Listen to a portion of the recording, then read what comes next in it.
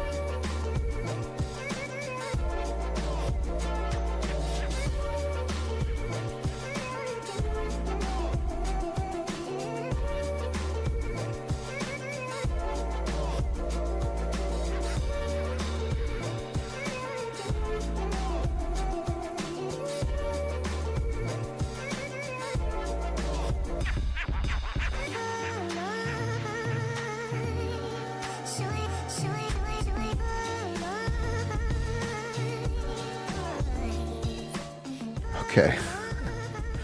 I hopefully got this figured out. I just realized I did something a little stupid. Let me see here.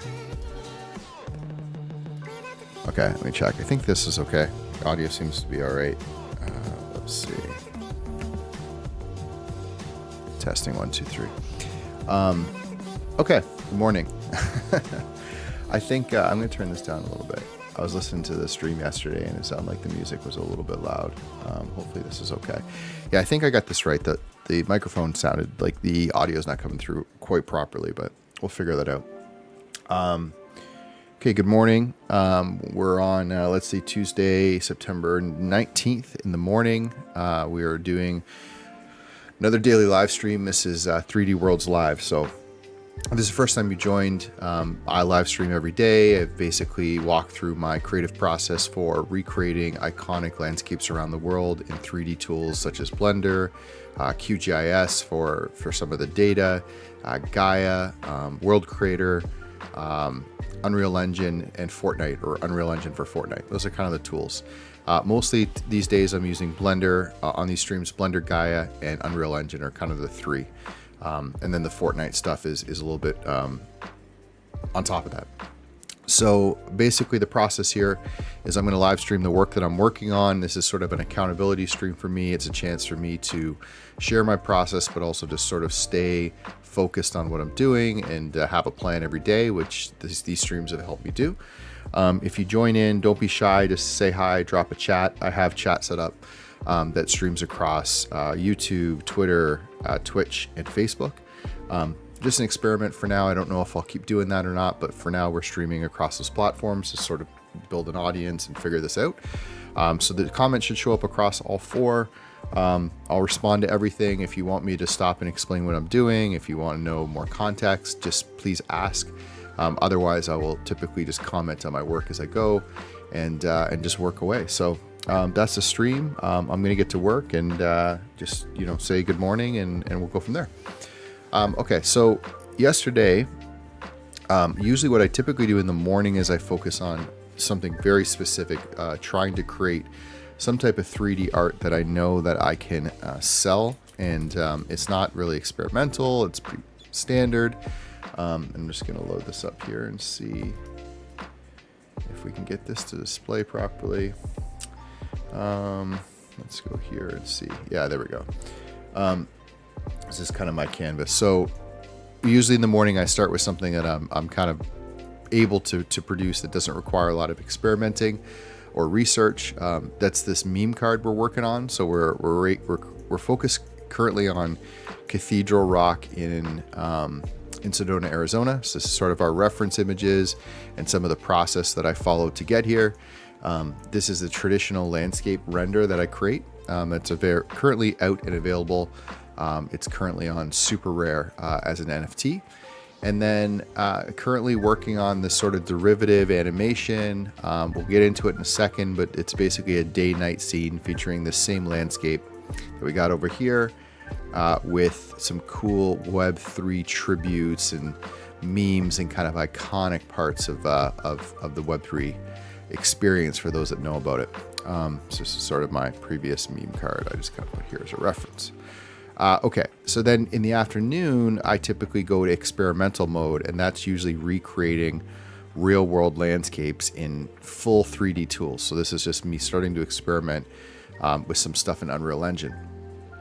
Yesterday, I was sort of at a bit of a roadblock with some of the terrain data that I'm using, so I actually switched gears and I did the Blender stuff in the afternoon as well.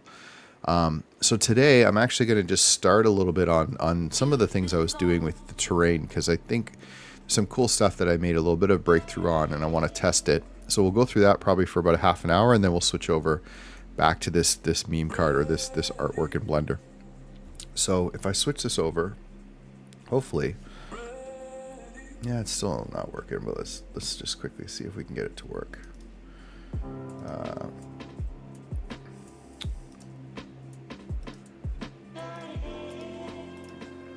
There we go.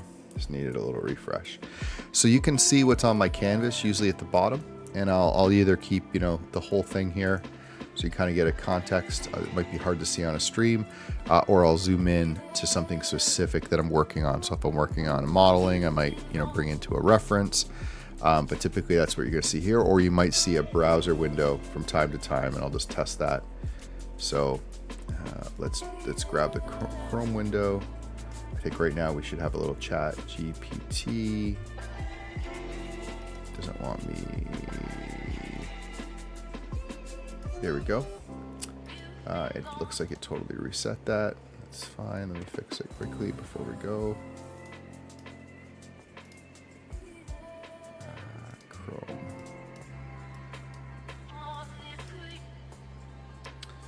It's amazing how you just.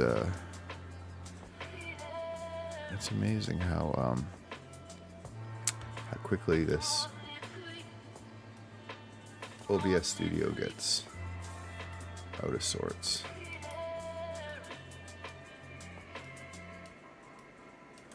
I think this is going to work.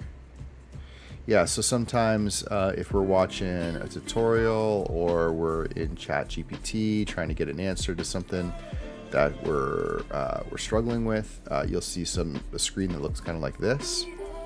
Sorry to edit this live, but I just want to set it up in case we go there. So it's doing a little.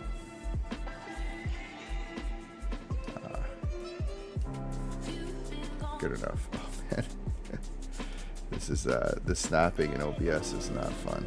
Okay, let's go with that. Cool. So I'll turn that one off and we'll go back to here.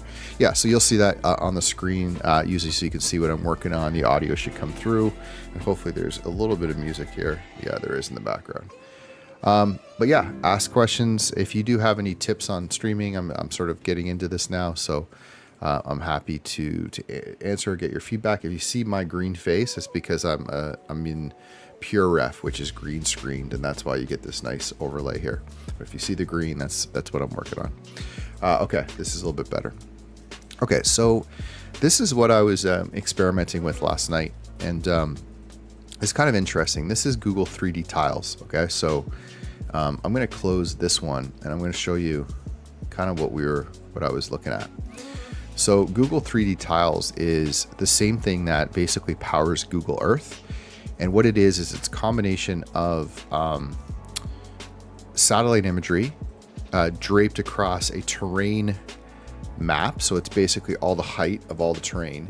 But Google is using a little bit of wizardry. So I think they typically getting high-res terrain data is very difficult. This is at the crux of the challenge within 3D terrain. And I can't even tell you that this is actually fundamentally, I think, this is a massive technical thing that if it gets solved, you are going to see this like huge explosion in, realistic real world terrain in 3D tools and 3D art, and we're going to see it in video games a lot more. And the reason why it's so difficult is because it's a bit of a resolution problem. Like if you wanted to get high resolution terrain data, let's say over this let's say an area like this I have is about 3 kilometers by 3 kilometers. So if you take a look at this, we'll just go to, let's see, bookmarks.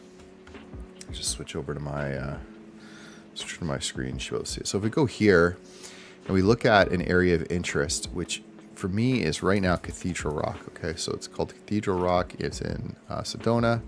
We're going to go on a little journey. It's going to drop us in here. So for the most part, and I can show you a project. So projects. Oh, interesting. This is my NFT stuff, which is cool. I don't have my actual AOI in here. I guess it's because I'm logged into Chrome. Okay, sorry, all good. Basically, if you look at this area here, this is Cathedral Rock, and I'm looking at, if you looked over at what I was doing, I won't go to that because it's green. Basically, from this mountain range right here, which is super cool mountain range in Arizona, if you go from here to say this spot over here, which is where I took some photos that you saw in the reference at the bottom of the screen, that's it's probably, this whole area is maybe 2 two kilometers by 2 kilometers. So say 4 square kilometers, right? So just like draw a box around this. Imagine about 4 square kilometers. To get terrain data from this, you either need to get an airplane that can fly over top and literally scan the entire ground and create a height map that is ultra high resolution. And I actually have that.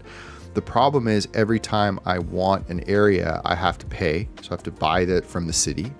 So to me, to get the whole area that I want, it would have to probably be about 9 tiles, which is pretty expensive. But then you have to actually process it. And it's a very technically challenging task to process LiDAR data, which is what we're getting, into a height map. And you can only do it for a small area. So you imagine, if you wanted to do something that was much bigger, or you wanted to be able to, jump around in a map, you would need to get that data from every single location you go to. It becomes very difficult to do. And then if you wanted to get, low resolution, you could take it from space, so you could do it a lot faster, but the resolution is not very good. So basically this is a challenge. And once this is solved, once we get high resolution satellites that can actually capture this data, we're basically in business. Like, we could recreate anything in 3D tools. And if you see, what Google's got is actually pretty incredible. And it's a bit of an optical illusion, but it's actually pretty impressive. It's sort of a composite of a bunch of stuff. And if you look closely, you can see there's a lot of detail here. Some of it is kind of fake, but it is actually imagery overlapping some terrain data where there's even crevices in here. It's even picking up some of the trees between these crevices. It's really done a good job. And what you get is, the ability to sort of walk around here and really see like some pretty incredible stuff. Like, if you get into Google Earth and you can see this ridge here, you can see it's pretty impressive. Okay, so it's really, really good. There's a couple problems with it though. One, up until now, you could never get access to this data. So you couldn't use this on your own. It was totally only accessible through Google Earth. That changed as of maybe a month and a half ago. You can now actually get access to this data, which is still technically very difficult, but is actually very cool to have access to. The other problem is, like, the satellite images look very good from up here. If you wanted to do like a drone photo, or create something in 3D as a flyover, it gets really good. But when you zoom in to the ground, this is what it looks like. You get kind of weird texture blurring, you get trees over here, you get kind of some wonky stuff. It doesn't actually do you much good. So the holy grail is to have high fidelity terrain data, so all this like actual height and geometry, with high fidelity satellite data, with a clean surface area without any trees or bushes, because we can put these in after. We want to create our own trees, our own bushes. We don't want them to be actually popping up here in these like weird textures and these weird shapes. So this is essentially what we're trying to do here with this channel. Is I'm trying to use the latest and greatest satellite data, terrain data, everything I can get access to slowly recreate a landscape in fidelity that is not only this good. I'd like to get to, obviously this level, but even better, because when you get down to a lower area and you're actually sort of exploring the world and that I'm going to make, you can actually see, the dirt and the textures and all that. And we're going to do that through a combination of the satellite data, kind of overlaying over top of some real procedural terrain, and we're going to mix a bunch of stuff together to make that work. So that's the journey we're on. And, if you kind of split the stream into two, in the morning, I'm just going to do the stuff that I know and I'm good at, which is usually Blender. Usually I have a version of the terrain already created. So for example, if we go back to PureRef and we go back to my green screen, I've already done this and the terrain's pretty good. From this distance, it's not bad. It's not perfect, but it is a pretty good representation of what's going on. There's a good detail here. And this is as far as I can get. It's good. It just doesn't have full recreation of the whole area. So this is the morning stuff I do. It's pretty straightforward. And then in the evening, I get into crazy town. trying to experiment with bringing this data in and, you know, having full control and all this fun stuff. The fun part about, you know, when we can get this done is imagine having this level of data. So having good satellite imagery at high resolution with high resolution terrain data that's accurate, you know, to the same scale, you know, for example, like the same scale as the actual location, but then being able to bring in like environmental stuff. So, you know, you actually can have rocks and trees and sort of like sound and all this cool stuff in these games. And then also having like full control over the lighting. So imagine being able to change like in Google Earth to realistic clouds, night, aurora, thunderstorms, rain, all this stuff. And that's really where we're going. And that's one thing about Google Earth is like, this is what the sky looks like. It's just plain blue sky. And I can already show, you know, I won't do it today, but in the afternoon we can go on a little, you know, journey around some of these tools, and I can show you how far I've gotten so far. But okay, let's go back to what I was actually working on. Okay, so this is the newest development, and it's pretty cool. So I was able to get all of this Google data into Blender, and it's a pretty heavy download. You have to, you know, get a Google console account and get an API key and a bunch of technical stuff, which luckily I am just good enough, like just capable enough to be able to kind of pull that stuff off.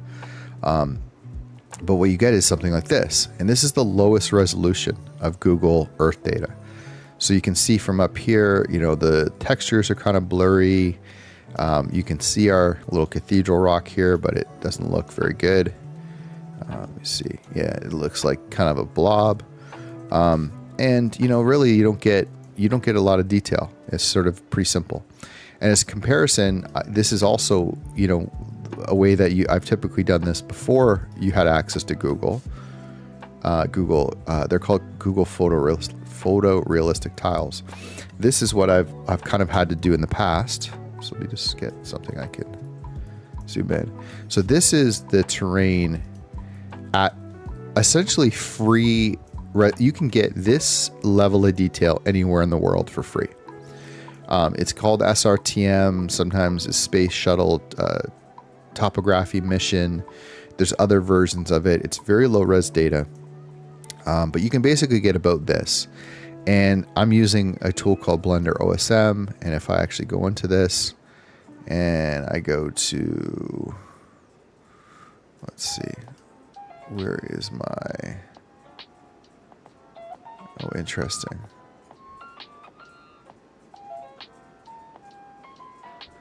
This might be interesting. I'm going to try this in a second, but I don't want.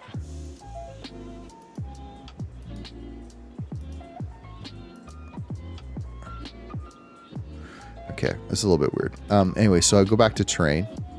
We'll go to an image overlay, and I actually have a bunch of my own. I have a bunch of my own data keys in here, so I can actually download some of this data. So I can go ahead and download the Mapbox satellite. It's going to go out. It's going to download 100 tiles. So it's going to get 100 images in little squares. There, I don't know how big each one is. Maybe they're 150 meters, 200 meters, something like that. And it's going to download it all, and it's going to sort of overlay it over top of this terrain. And this was the best you could do, okay, with free, quick data. And it works for background images. So here's how it looks. You know, you can see, okay, yeah, cool. I've got some satellite imagery. You can kind of see locations. This is again where I shot my photo. Okay, so this is where I shot my render. You can kind of look. You see, yeah, there's a bit of a bit of a drop off here. You know, there's something, but it's pretty low res. And if you take a peek at the mountain range, is where things really fall apart because we got some bad shadowing in here. There's no detail at all on the terrain.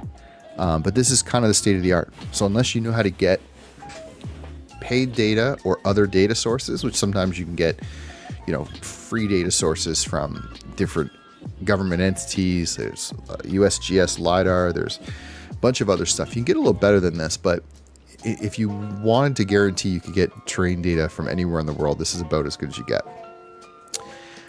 So now we go to Google, and now it's like, okay, Some cases it's worse. It's a bigger area.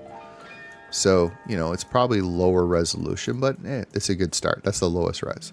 So now we go up to a little bit higher. And let's get rid of our floor. So see this a bit better. And now we go, okay, now it's like we might have passed. We might have passed the other data. You can see now we got a bit more definition here compared to what we had with this one. And you can, you know, if you want to even overlay it on top just to kind of give yourself. The cool thing is it's all geo-referenced. So the really cool part is even though the size of this is different, you can basically overlay it on top.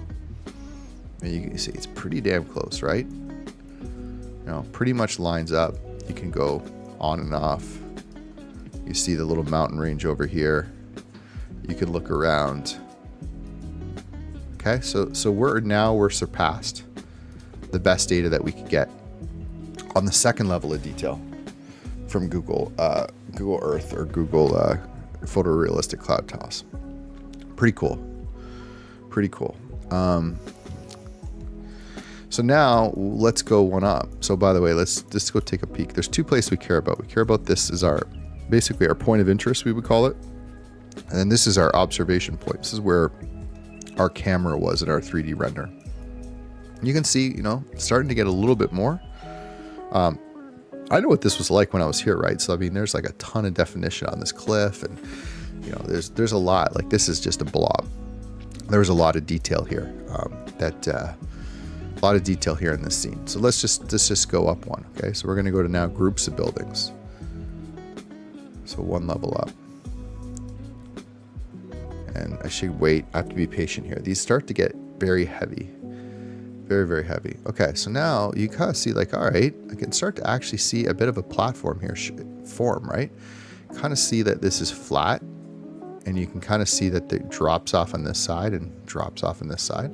Satellite imagery is not the best still, but you can kind of see some definition, and you can see, you know, oh, look, there's starting to be a few trees forming on the terrain. If we go look at our actual cathedral rock, it starts to get pretty telling. You can see more detail.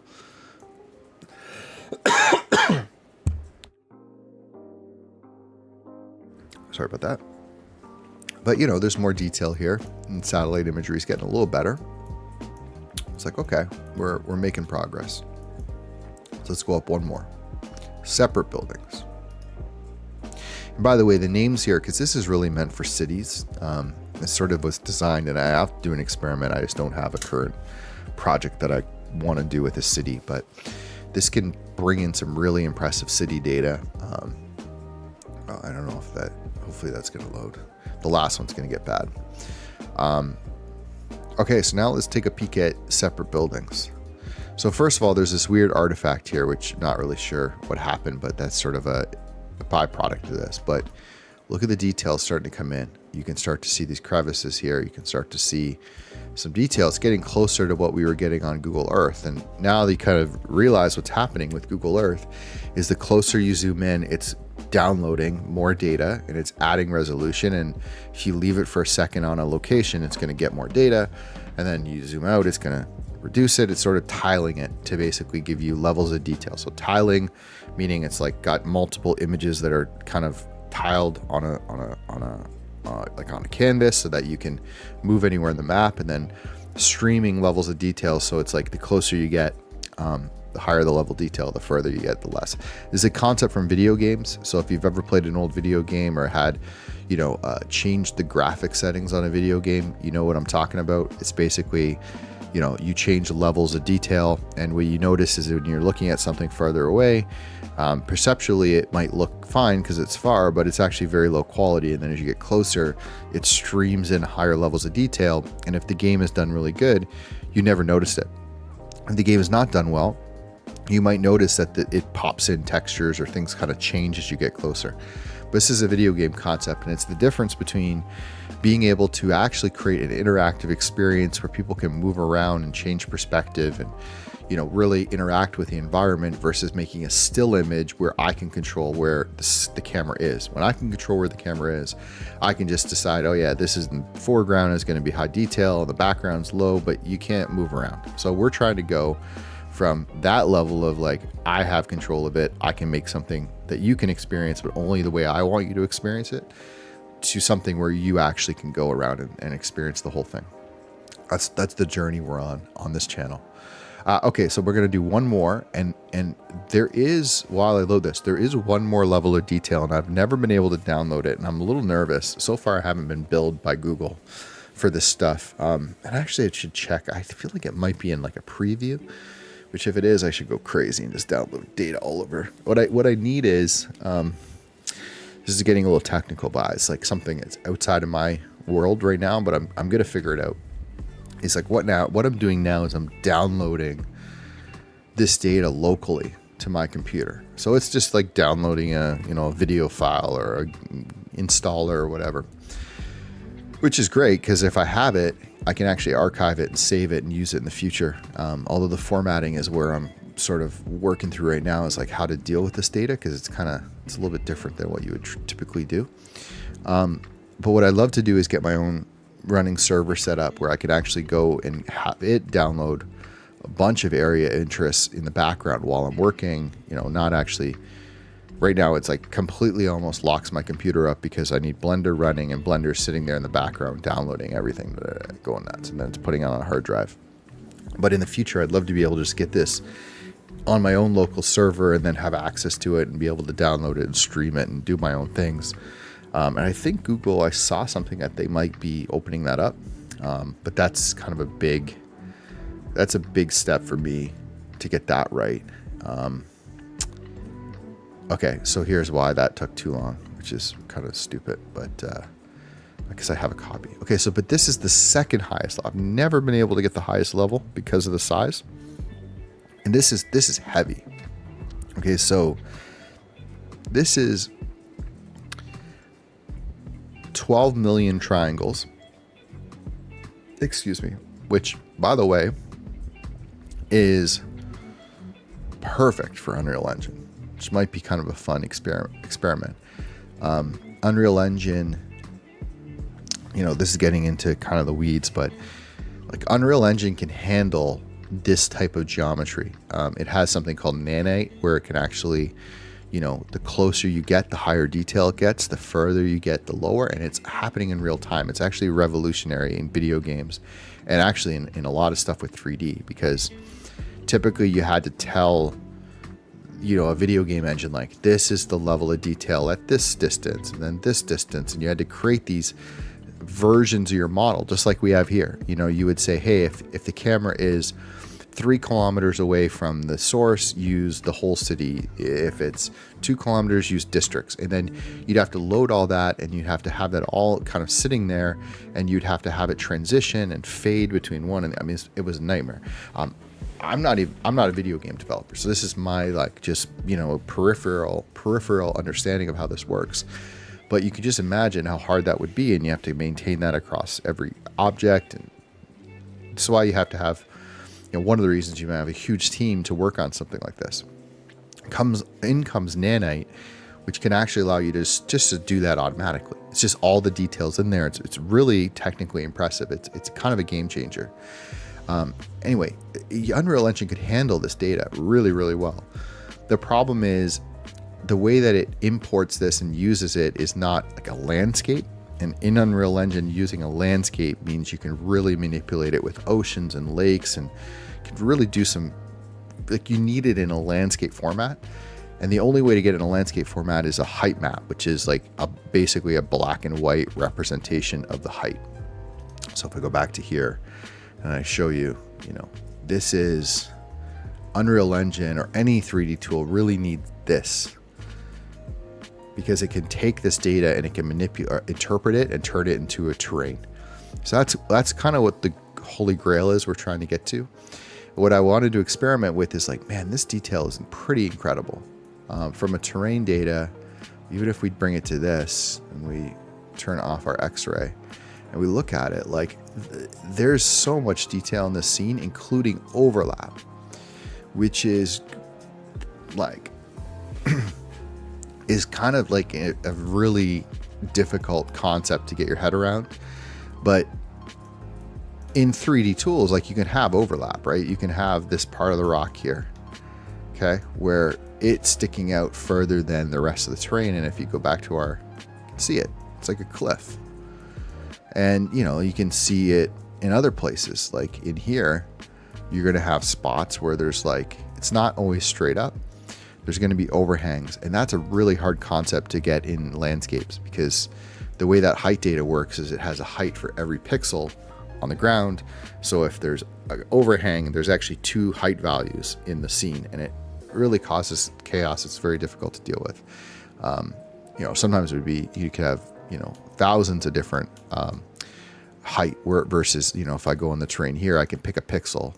So pixel just being like a spot, like think of it as just like an XYZ, like a spot on the map, X and Y, right? So look, this spot right here has a height of something, right? Say it's, you know, 450 meters. This spot right here has a height of 452 meters. So you can go around the terrain and you can pick any location and get the height. And that's how it actually, you know, manipulates or interprets this and brings it into 3D tools. Okay, nerd alert this morning. Okay, so this is really, really impressive. And this is data that I would love to get access to, because watch what happens. Go over here. Now we're starting to get interesting. Like, yeah, there's a bit of like, now we've got some weird, you know, gaps here, but we've got much more detail, and you can start to see that there's this like little trail here. If I kind of go over to this side, you can see, oh yeah, look, literally there's a trail. It's going through this mountain range, or not really mountain range, and it goes all the way to a trailhead, and you can see it right here. It's the trailhead. And I've been here, and I parked my car right here, my van, and I've walked this trail,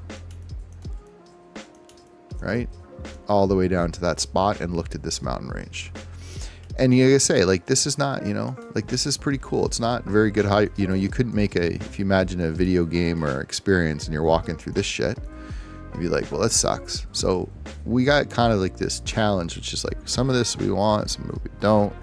Just trying to like figure it all out. And that's what my afternoon stream's been. It's why I kind of skipped it, because sometimes I just get in this like crazy, it's almost like you go to like a little bit of a dark place where you're like trying to solve the problem, and it's like just gets really rough to watch on the stream, because you can just see me staring at, you know, a bunch of data trying to get it to work. And but yeah, this part is what I really am after, just having access to something like this, so I can bring this in and actually create some textures and make this a little bit more interactive. Okay, so that's Google. That's Google 3D tiles. So what I was looking at, and this might end up, you know, I might end up crashing this thing, but before I go over to my other project, I'm just gonna test some things here and see. What I wanted to try is I wanted to try to convert all of this data, so all of this terrain, into a height map and get it out of Blender so I could just test and see what it looked like in other 3D tools. So let me just show you what I was thinking. So I've got this height emission, and really all I was trying to do was replace all of the materials, which the way this works is probably has about 1,000 materials, and each one is like a little tile. It's so funny how this all goes. You can actually see them sometimes. If this will work or not. Hey Evans, I'm doing good, man. Doing good. Just working away here on some nonsense.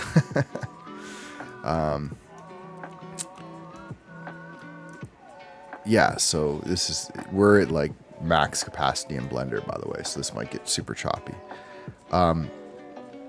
Yeah, so basically I was gonna see if I could get this out, because if I can,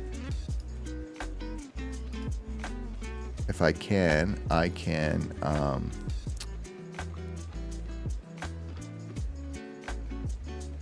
interesting. Image overlay to local file if checked. Oh, that's the overlay. Okay, so no, I wanted to try to get. Okay, so I'm gonna run this and try it. I feel like it's gonna crash, but we're gonna try it anyway. So I have a script. I've been, you know, on this channel, I sort of bounce between, working on something. Sometimes I'm getting something from ChatGPT. Sometimes I'm watching a tutorial. I'm kind of pulling stuff in from all over the place. But I'm going to run this and we're going to see if it's going to work. So basically, height emission. So what this does is this was something I was just working on with some ChatGPT help. You can kind of see it. It's going to be a little bit, I don't know if I can I change the view of this? I guess not. Okay, you can see it up in the top right. I was trying to change the text size. But basically it's going to go and it's looking for this material called height emission, and it's going to check to see if this material exists. If it finds it, great. If not, it's going to, well, if it doesn't find it, it's going to print, not found. If it does find it, it's going to go through and grab this material name, and then it's going to go through and look for all the objects, and basically hopefully this index is not going to fail, but basically it's going to replace everything in the material slots. So all these with height emission. And we're going to try it. I'm not confident, but we're going to see what happens when we run this. And then we'll go from here. Okay, so it didn't give an error message right away. It feels like it's running. Now we got a question of how far this is going to go before either just, it finishes, or it's going to... Let me see if I can get the console up and see what it's doing. It hasn't done anything yet, so we're going to let this go. Hey Evans, how are you doing, man? What are you up to today? Anything exciting going on in your world while I wait for this script to run? Let me know.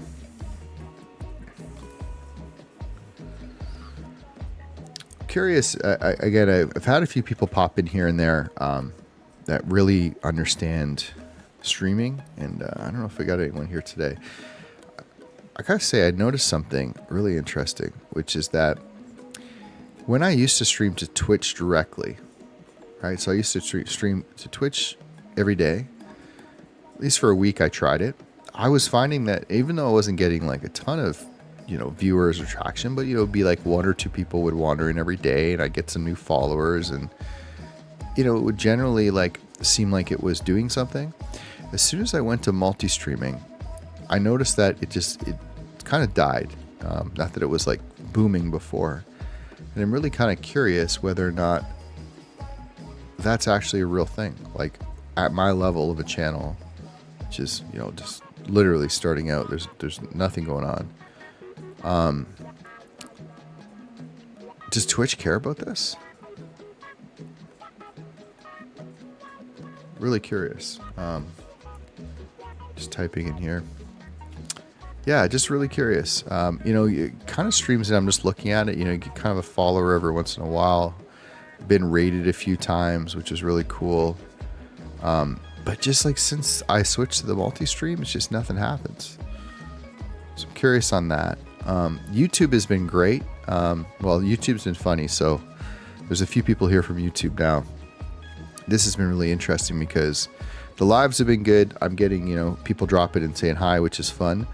But the channel itself is getting destroyed. So I don't know how bad this is going to get. I've been joking about it.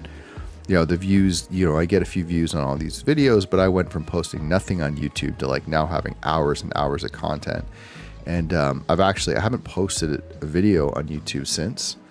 But like, I think I've lost, I can't remember what I got up to. Maybe it's not as bad as I thought. Maybe I got up to 967 followers. Maybe I lost 5. So maybe it's not that bad. I thought it was at like 980 at one point, but I was trying to get to 1,000 for something with Unreal Engine. But, I think if people have notifications on and, every day you get a notification that this guy's alive, and then you come in and he's like talking about like terrain and cloud tiles and a bunch of technical nonsense. You probably like, get me out of here. I'm not doing this. But, my bet is that, my bet is that, as I get further into this and things get into less technical and more like artistic and creative, that these will get a lot more fun. And, I got lots of ideas and ways to make this more interactive, more interesting.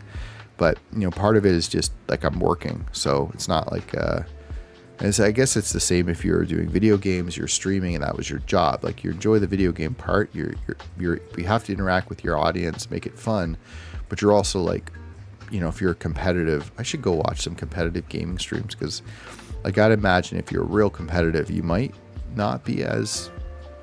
I mean, I don't know. Maybe it's like practice. You're just like, you're not in a tournament or something super intense. So you just sort of hang out and chat. Maybe that's how it goes.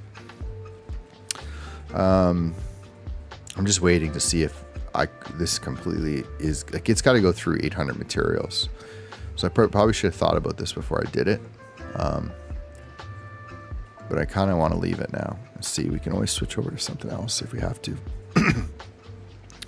Although I don't know if my CPU, that would actually be the other thing that I've been thinking about is I have a Stream Deck now.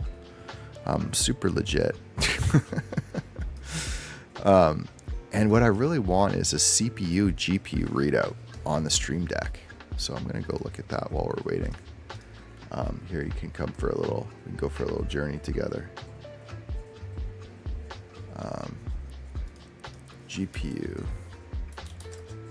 CPU, readout, Stream Deck. Because I do a lot of obviously 3D stuff, and I've noticed that like hardware monitor, this is what I want. So today's video is actually inspired by a Let's just give me a link. comment left in my stream. Have it open, and we'll go into plugins, and we'll choose plugins, and in the search box I'll just type HW. It'll bring up hardware in. Okay, that's all I need. I want to do a YouTube channel where I literally do like 6-second reviews. Like, monitor your hardware. Click here, go here, press this, do this, click this, you're done. HW info. I'm sure that once that part has got to be, I mean, how hard can it be, right? Unless this like video is, oh, this is 2001. Hopefully, yeah, there it is. Okay, let's install this. You guys can see my Stream Deck stuff I've been learning, which is kind of fun. It's always cool for me to go into like a new genre or world. Like I went from probably photography. I think I was like time lapsing was kind of the next big one. Like how to do a time lapse was wild, and then astrophotography, and then astrophotography time lapsing, and then video editing, and then, you know, a bunch of different video genres, including some commercial stuff with tourism boards and interviews, and, you know, an audio podcasting equipment I've kind of gotten down. And then, you know, streaming is like whole new world. It's kind of wild, to be honest. It kind of fits all of them, right? You get your video and your lighting, and my lighting in here is not very good, but your video and your lighting and your audio, and then everything into a production. And yeah, it gets pretty wild. Okay, so how do I get out of this? So let's, oh, that's the video. So you can see the Stream Deck, and then I wanted to see, like, I'd love to be able to see it down here somewhere. So now we've got, maybe it's a dial.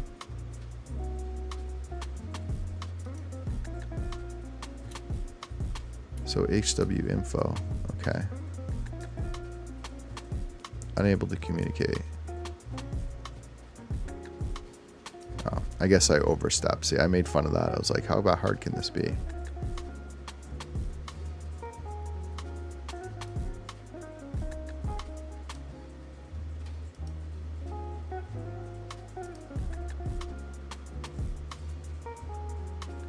This is where, like, I'm obviously in a weird window here. Man, this makes me so freaking. Companies that do this, this should be death penalty. Like, this should be death penalty. Like, advertisement down here. Like, okay, obviously I'm in a pretty HW info. I'm in a window in a window. By the way, I'm stalling because this is still running. I either have to shut it down or let it finish. Yeah, it's just like, you know, putting advertising right at the same spot where your download button is some of the worst human behavior ever. Because look at this stuff. How do I know whether this is an ad or whether this is the real download? I mean, it's so shady. It's so shady. It's like, what are we doing here, guys? Like,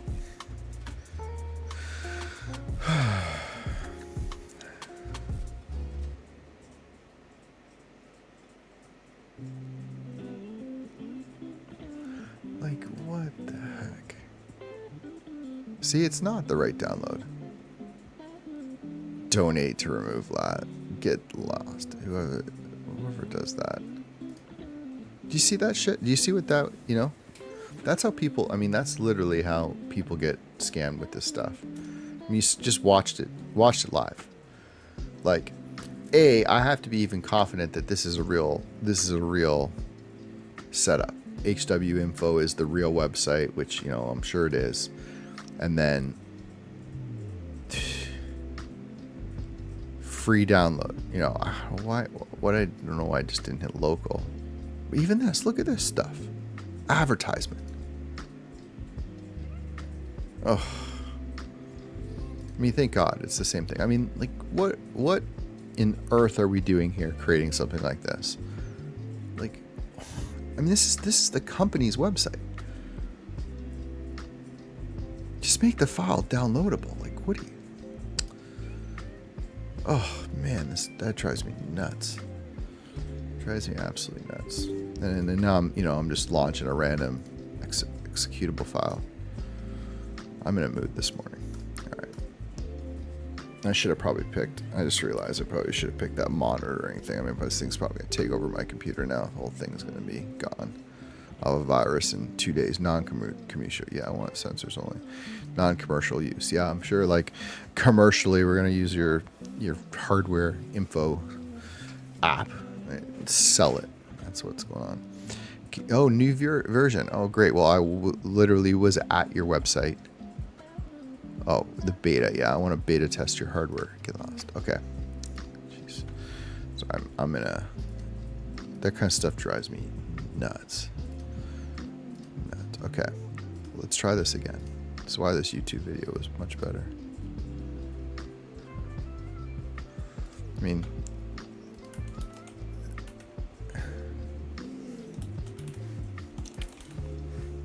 I'm sure we're going to find out this is not going to actually go. Unable to communicate. Oh my God. This is so funny.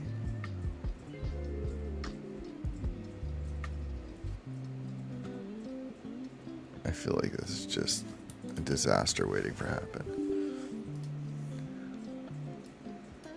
Sure, shared memory support is checked. Okay. Oh my God.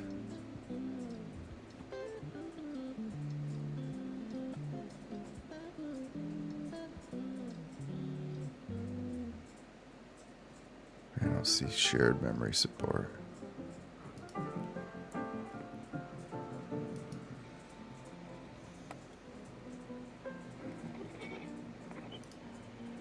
Main settings.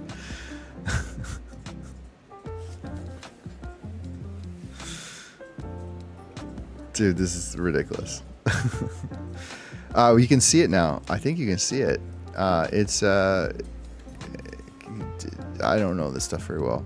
I told the story on the stream before. I bought it at Best Buy I would rage purchase it. I was trying to render something on my Mac and I was getting so frustrated, so I just went online and bought it. It's a good PC. It's just a couple years old. It's a ROG Strix. I think it's like 35A or 35GA, something like that. It's got a 3090 in it, which is great. It was very hard to get at the time. And then some AMD, whatever the latest AMD CPU was at the time. It needs probably a RAM upgrade. It needs a hard drive upgrade. The GPU has been fine. I don't know about the CPU. I don't like to mess with that stuff. I feel like this is going to just literally take over my computer. Like, this is so insane. Like, this is their actual instructions. So it's like, okay, go to settings. It's like, we're in here. It's like, go to settings. Okay. Which I guess, like, if I had been here, I probably would have got to this directly. But it's like, no, not regular settings. or sensor settings, main settings. And then I see driver management. I see general user interface, shared memory support. Now, okay, so it's over here, 12-hour limit.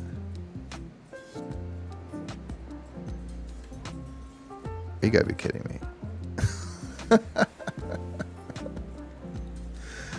This is the greatest thing. This might be my favorite piece of software I've ever downloaded.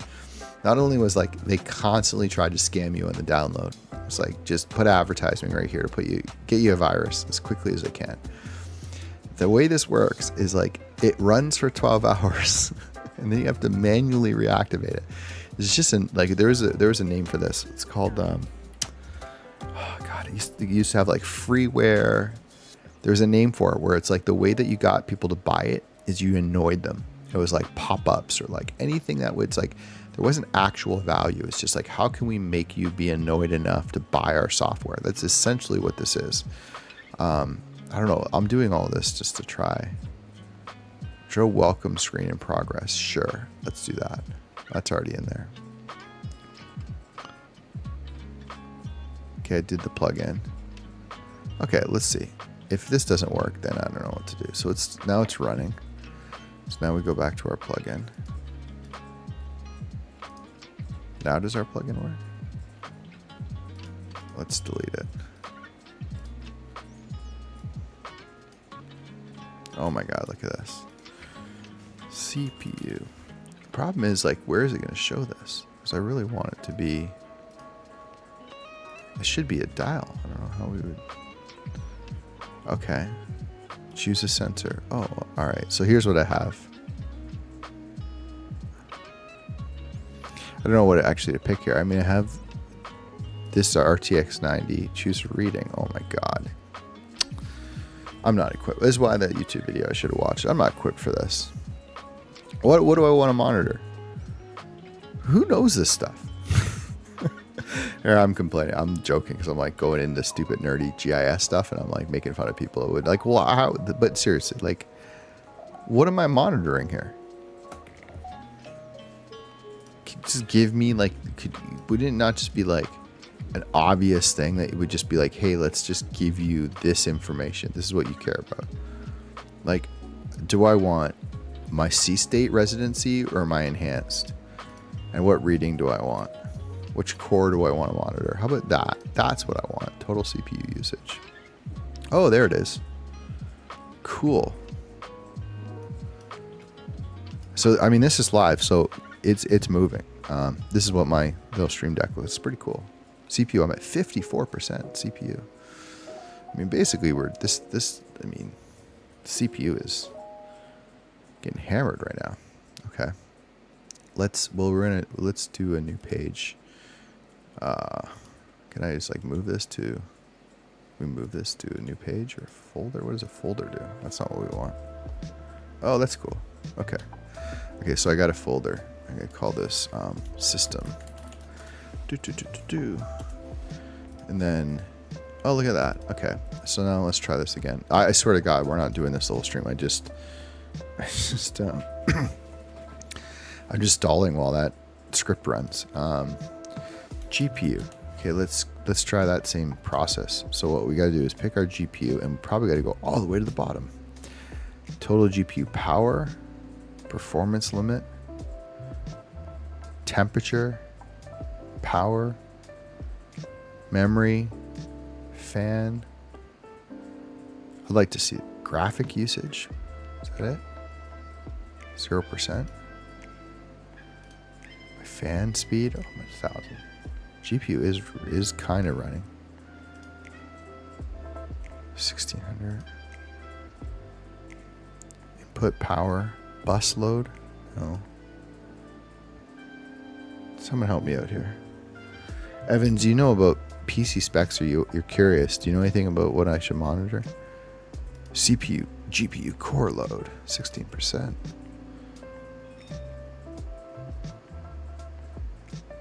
Effective clock. All this is super interesting. Hotspot temperature. How many hotspots? 60 degrees. It's basically burning. Memory usage. 61% memory usage. That's a little scary. Power. Using some wattage. Yeah, that's probably, you're right about that. You saying GPU RAM usage or regular GPU or regular RAM usage? I mean, I guess this is probably it, right? That's probably, yeah, normalized on top of percentage of total TDP, total destructive power. I don't know what that is. Okay, yeah, we'll do one more with the RAM. This is my regular RAM. I'm sure it probably has that, right? Okay. Oh, interesting. I'm just looking at. Okay, physical memory used. Oh, is that going to be like? Oh, interesting. Oh, so that's 36 megs of 36 gig. What is the RAM on this thing? 3.6 gigs? No. So I think it has 64 gigs. No, maybe, I don't know. I had one of the RAM modules die on me. Okay, there we go. That's the RAM usage. That's cool. Temps, yeah. I like that one. So that was getting system, and then this looks at some SSDs, network, memory timings. That was the GPU, the hard drive, CPU, and then this is the motherboard, I guess. That's okay. So we probably want, what did you say, temperature, right? So we need temperature, but what do we want the temperature of the GPU, or it should be temperature of the whole machine, right? It should be one of these guys, maybe. Okay, here we go. CPU temperature, motherboard temperature. Something 69 degrees. I mean, these are, I guess, just different sensors.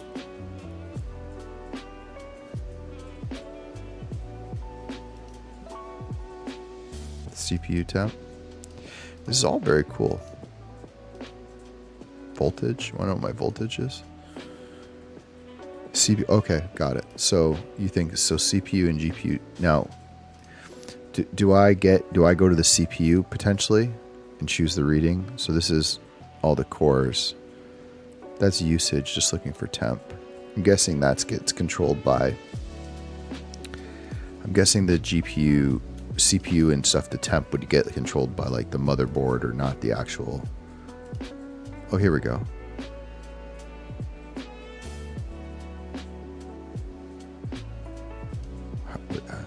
How's that feel? Yeah, like, is that, do you think that's the CPU? Think that's the CPU temp? Let's go grab another one and see if we get like something from the motherboard, so from the system. That's a chipset temp. I don't know what that is. Chipset? So like maybe the motherboard. Okay, so this is the CPU. Okay, so one of these sensors says it's 54, one says it's 73. I don't know. I know we can do this. We can do the GPU for sure. I'm sure we can figure this all out. Let's go to the GPU and get that one.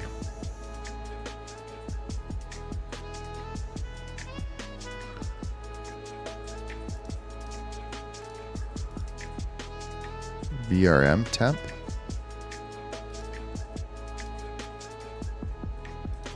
That's it. Feel like that. VRM temp. I mean, I don't know if the problem is I don't know what these numbers are, right? Like, I don't know. Like, what I would want this is to be like probably yeah, like I think that probably can do this, right? Percent of. So like if you knew what max was, say like the max you could have is 80, I guess.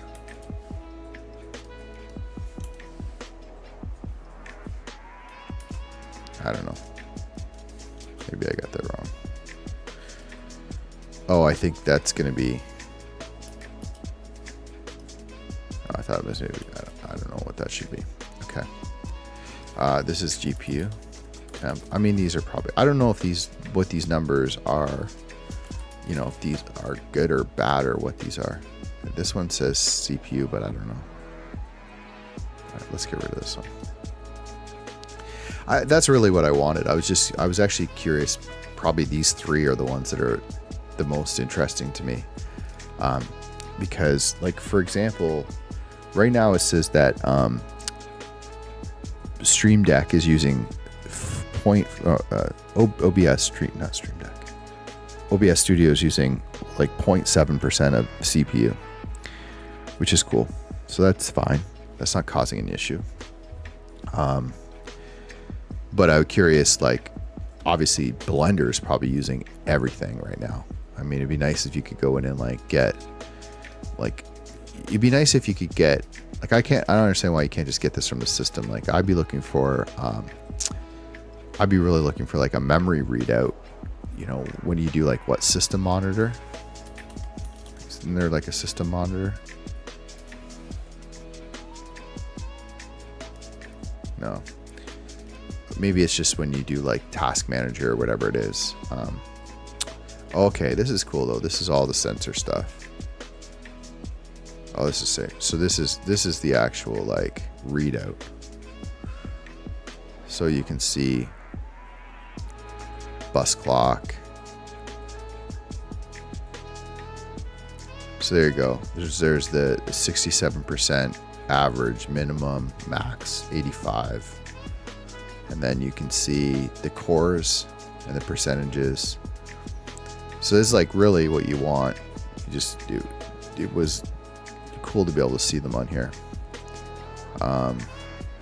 More CPU stuff. And then Asus motherboard. There's some temps. So there's the motherboard temp, the CPU temp,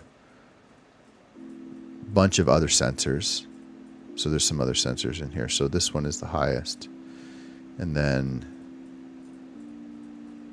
the fans are rocking. And then smart drive, read rate. There we go. GPU temperature, 67 degrees. Is that what I have? Nope. Nope.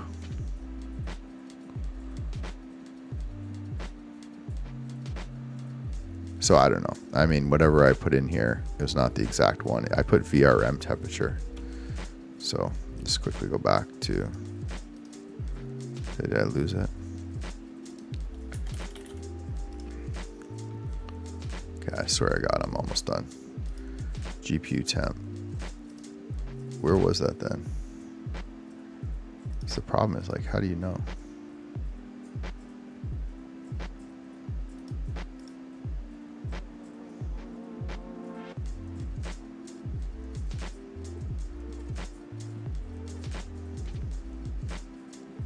It's like it's, oh, there it is. Okay, I'll go with this one. It's funny, it says min max 37 and I'm at 48, which means probably not good. Okay. Cool. Let's get out of here. Let's go back to Blender. Fun to do, at least. Okay, did we get anywhere or are we frozen? I think we're frozen. I think we're gonna have to give this a kill.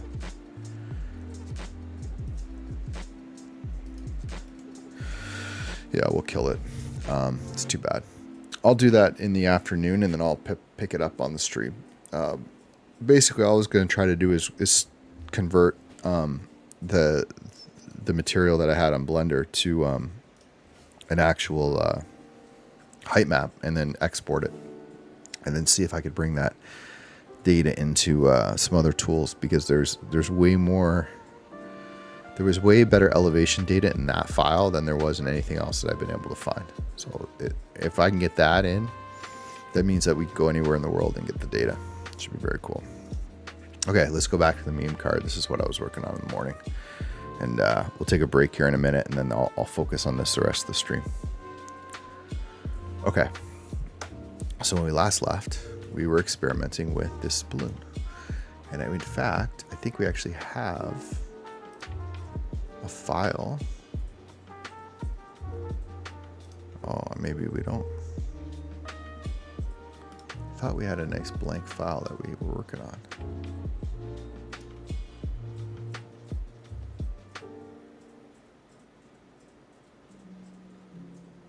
Interesting.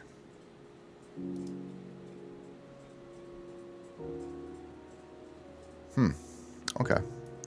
Well, we're gonna do it anyway because we wanna try to get this right.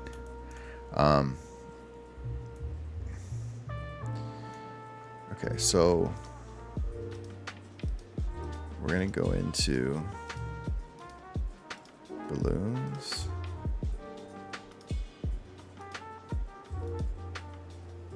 It's this airship.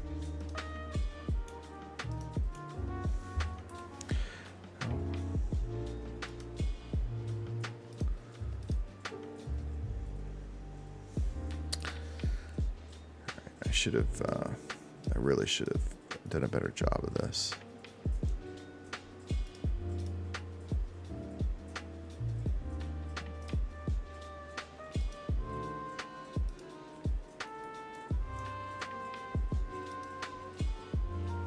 Okay. So what I'm going to do is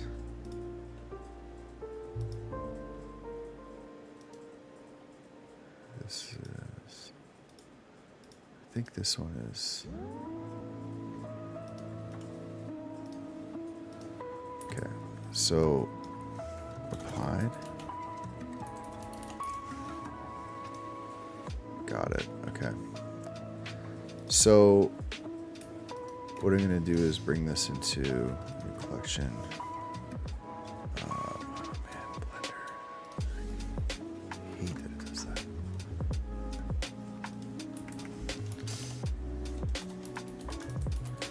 Just going to get this a little bit organized, or else I'm going to get into trouble. So this is fine. Rope balloon. What is this one? Okay, so this is unapplied. And this is fine. Okay. So this is the airship. Where's my inner rope? Okay, this is the inner ring. Applied.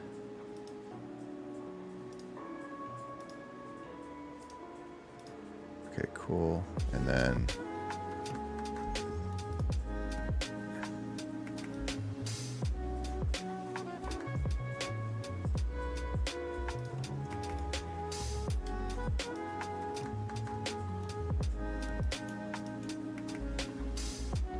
hope I got this right.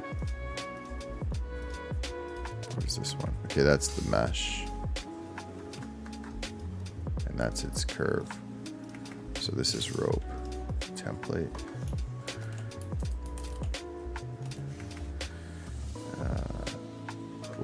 What part? Who's using this curve? So this is that one.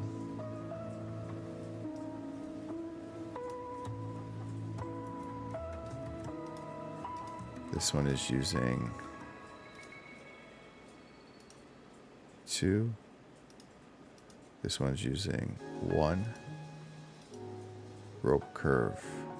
Who's using 3?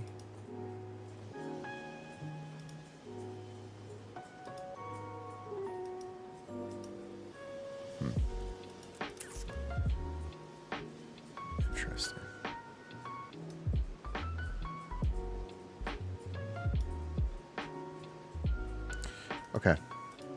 Okay, so here's where we're at and what we're gonna get right today, so we can move on here.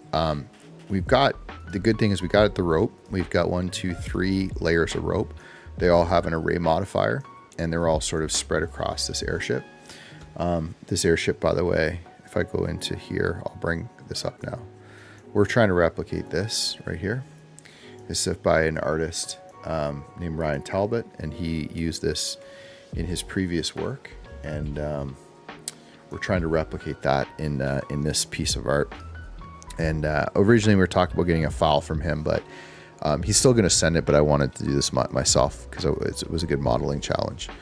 And currently, like it's working, but the problem I was explaining on the last stream is that this is not set up in a way where I feel like I could easily manipulate. I want to change the rope width. I want to change something else. It doesn't have a good system for being able to do that, but it's here. So everything in Balloon is applied. Everything in here is essentially the original data. So if I needed to modify something, I could go into there.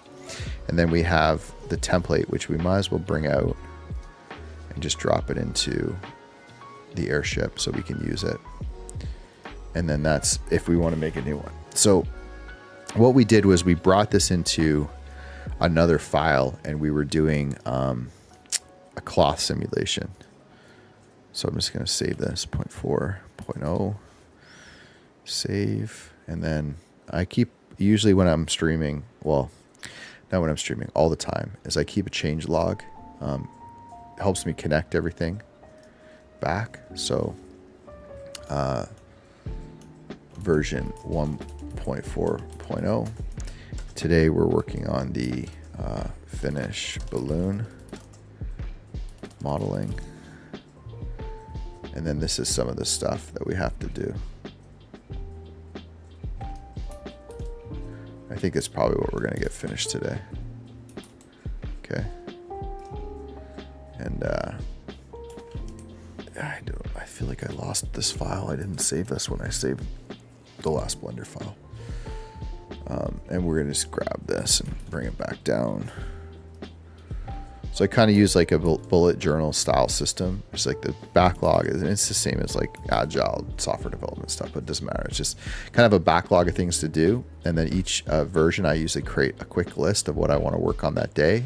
And then by the end of the stream, I have a checklist and I usually save it to the file. And I adjust it and I put anything back in the backlog that I'm going to work on the next day. So I can always go back and say, oh yeah, I worked on this part here, and I can find the files. I wish there was like a version control in Blender, but there's not. So, there's ways to set it up, but there's no native version control. Okay, so the technical challenge we're having right now is to make a crisscross pattern. So if you look at this file, I tried to just change that on my stream. If you look at this file, this is the best one. You can see the crisscross. And I was trying to I had a net and I just put it on a physics sim yesterday and it dropped over. And it's actually pretty good, but the problem is it was not, it was causing this to not be symmetrical and not look good. I was saying that the correct way to do it, and this is where it gets interesting when I get Ryan's file to see how he did it, whether it was sort of an asset or whether he did this to detail or whether he ends up just kind of taking a few, I call them shortcuts, but just like level of detail. I don't know. He's creating a story and you can see he's used it in two different pieces of art. This is an animation. This is a still or from another animation, but they're two different pieces of art completely. So he reused the file and he may have even added more detail to this, but overall the file itself looks very much the same. Maybe there's more texturing on here than there was in the other one. I'm not sure, but when you take the time to model something correctly, you can use it over and over again. And that's kind of what we're trying to do. Although it's not really the intent for me, because I might not use this over and over again. It's Ryan's imagination, his file. It's just, I need it for this series and maybe I'll use it somewhere in the future. So I guess the question is, we're either going to have to just manually do this. It's just getting the pattern right and bringing it across feels overwhelming to me.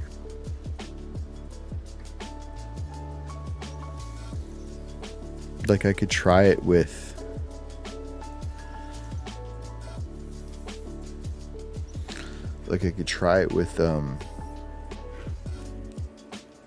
shrink wrap.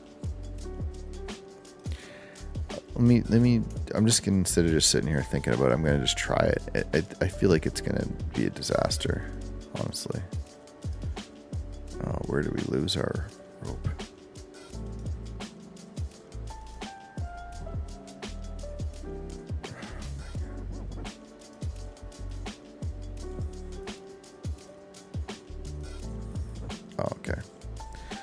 sorry, that's stupid.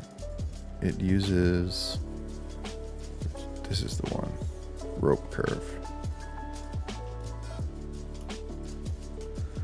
Okay, there we go. So duplicate this thing, hide this other one.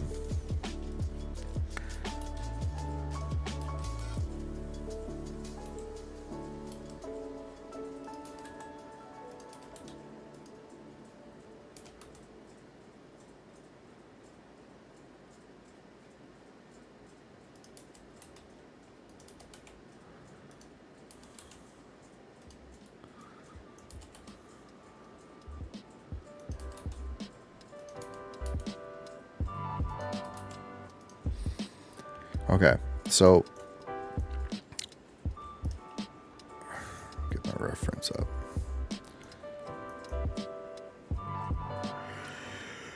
So basically, like, it's what's happening. The reason why I was sort of so hesitant on this is, like, if you've ever seen how like a net will work like this, it's going to go up here and it's not going to just keep going, right? It's actually going to go a wrap around under and go this way. And then it's going to wrap under and go this way and this way. So to get that pattern and manually repeat it, it's going to be a disaster. And I'm just like, my brain cannot think of a better way to do it. I mean, you could create one loop. So you could create like this loop to here and then this loop to here. And you could array. Oh, that's interesting. So you could array modifier it around the perimeter, but then the problem is you need to then do it again at the top, and then you need to have it like conformed in. And I don't know if you could like want to do that with like sculpting or just like use a. Oh man, it just gets so messy. Just like how to do this has kind of got me a bit tripped out. Like I could do this X pattern, and then bring it across. Right, so we can try this.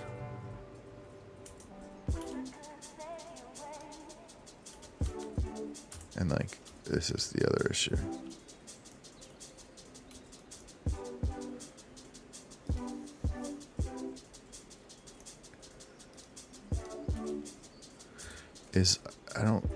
For trying to figure this out, the origin is in the middle.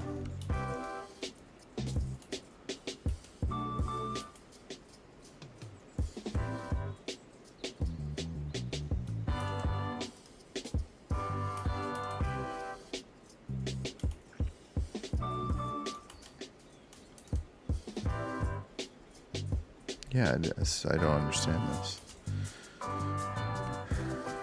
Origin to 3D cursor. Okay. There we go. That's so weird, that origin. I couldn't.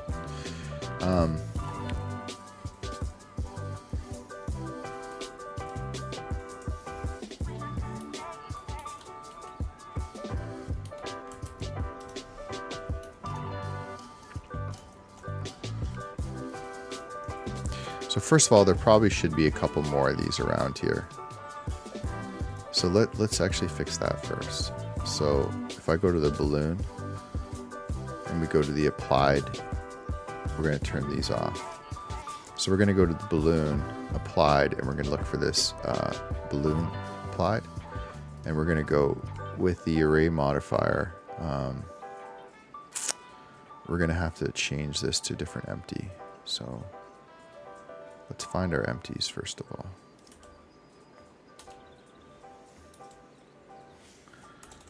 Of course that won't go.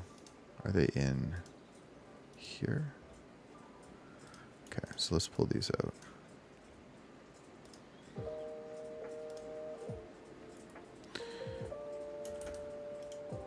So we're going to call this empty rotate rope balloon. It's going to be very specific. So now I'm going to go back to the balloon, and this is going to change to empty rope balloon. So it's the same one. It's just a duplicate because we're going to have to change the rotation of it. So what we want to do is let's first get more on this.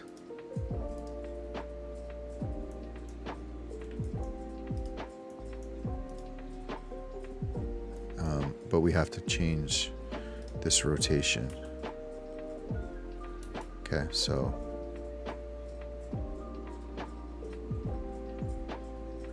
oh no.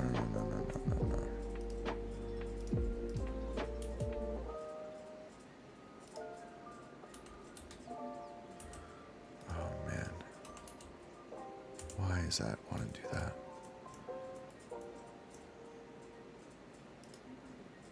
I don't understand why that is rotating like that.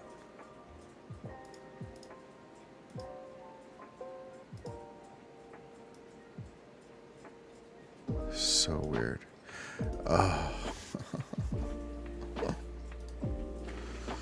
Oh.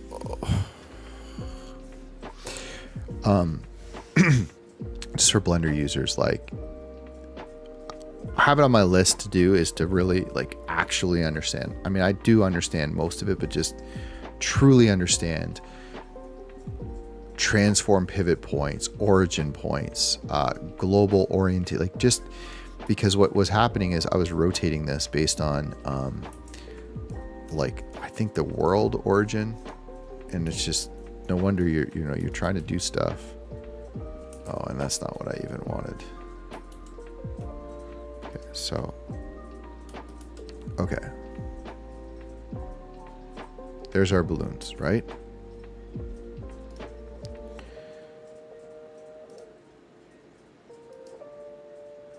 Cool. So let's say we want 10 balloons. Then we can go to this rotate, and we might as well just drop it in here. No, we don't want that. We could make it apparent, but I don't want that either. We'll just keep it in here for now.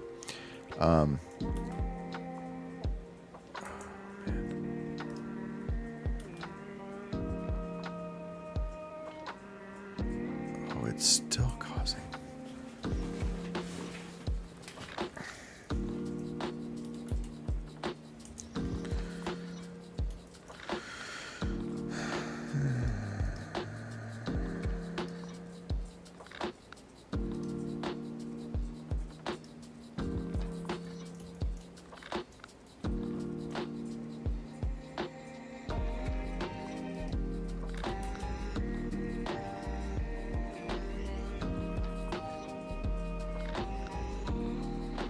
I mean, this shouldn't be a problem because where is the origin of that? Oh, it's in the middle, but that's fine.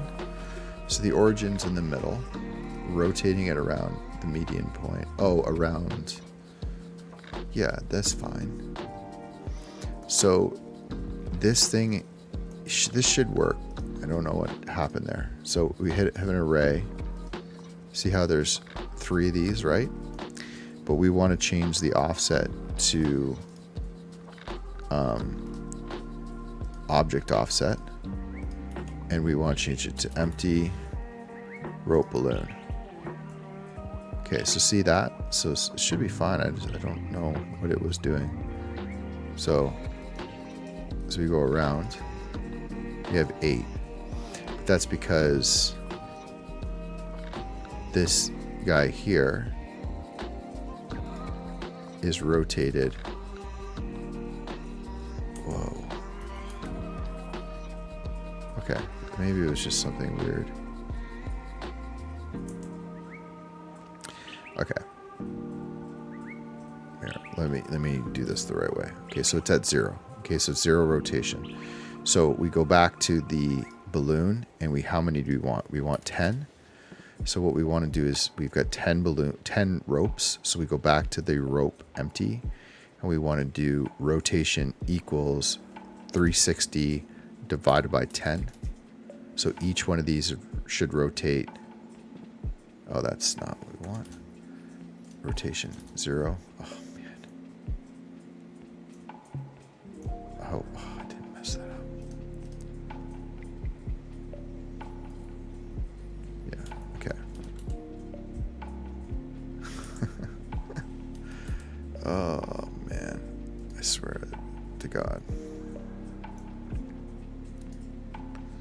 So you can't have this different.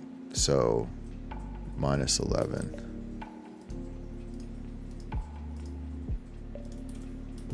Okay, so basically the empty has to be at the same origin point height as this, but the fact that the origin point for the rope is here, so it's in the middle, means that it will rotate everything from that distance, so they'll stay exactly the same distance away. So you have to keep the height, the Z, the same, but if you go to the empty, it's the same location in the middle with the Z, but the rotation can be 360 divided by 10. Okay, so now it's basically giving each of these a 36-degree offset, which creates this. Now, something here, outer ring, we might have broken something. Yeah, okay, that's fine. We can fix that. So this one is using this empty 2, which is why you name things. So we're going to call this rope empty rotate rope outer. Okay. And we're going to look at this. The height there, the rotation is 58, which is probably wrong. So we'll go outer ring. There's 7. So we go to this empty, and we have to go 360 divided by 7.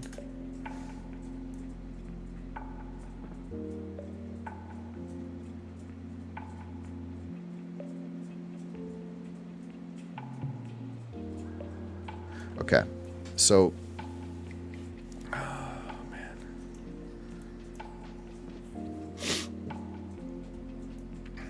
I'm just looking for where,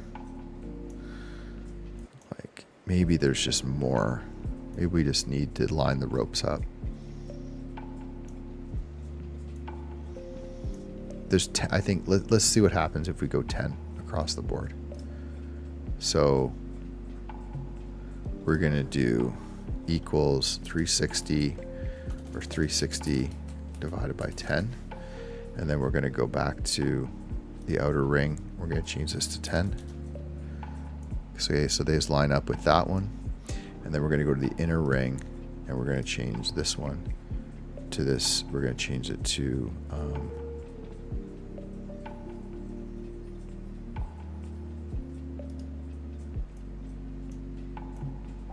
I think the origin points of these guys.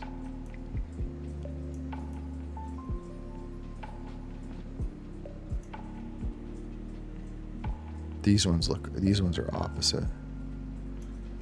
So we'll duplicate this, and we'll call this the inner. And then we're going to go the inner ring, change this to inner.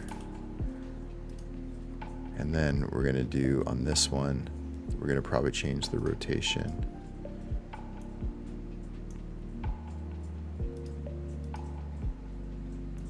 to, there's less of these, so we'll say 360 divided by 6, and then we'll go to the inner, we'll make these 6.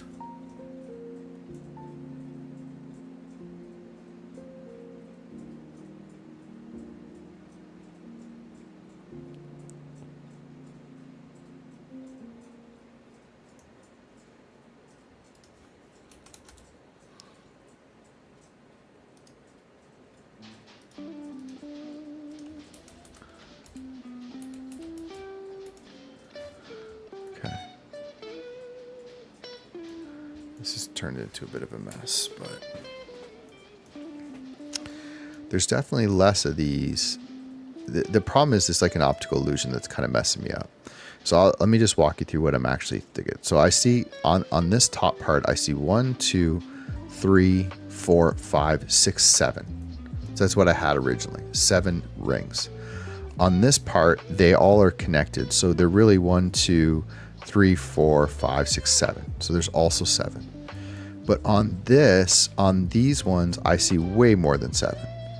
I see 1, 2, 3, 4, 5, 6, 7, 8, And there seems like there should be more here. So 1, 2, 3, 4, 5, 6. Okay, 5, 6, 7, 8, 9, 10. There's 10. But it looked to me that these were all connecting. Hey, Alejo. How do you say Alejo? Alejo? Did I get that right? Alejo? Nice to see you. You're dealing with a guy trying to figure out some... I should turn this to rendered so you guys can actually see the net result when it's done.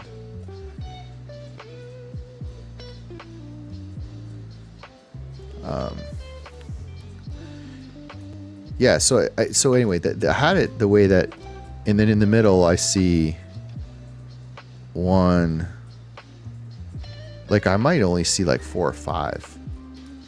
So let me try. Let's just go.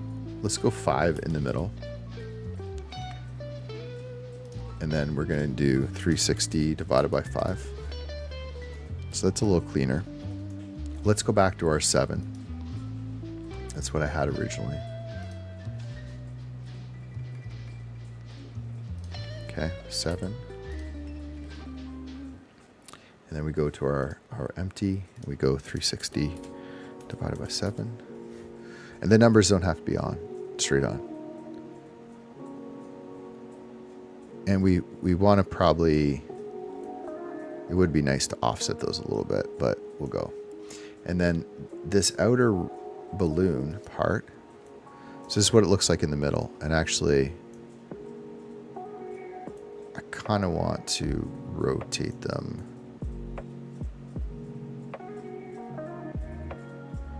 So what we'd have to do, I think, is this inner ring.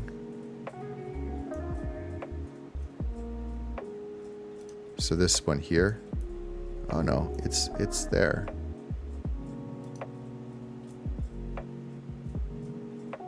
Okay, well, we're gonna do 1, 2, 3, 4. Can we get? Is it? How many gaps are there?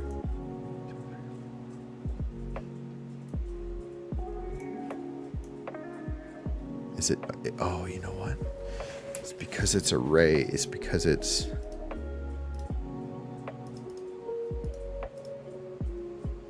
Do 1, 2, 3, 4.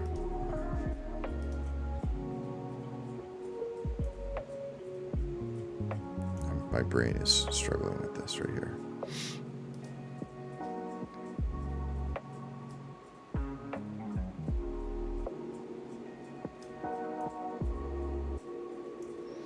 This is what we want.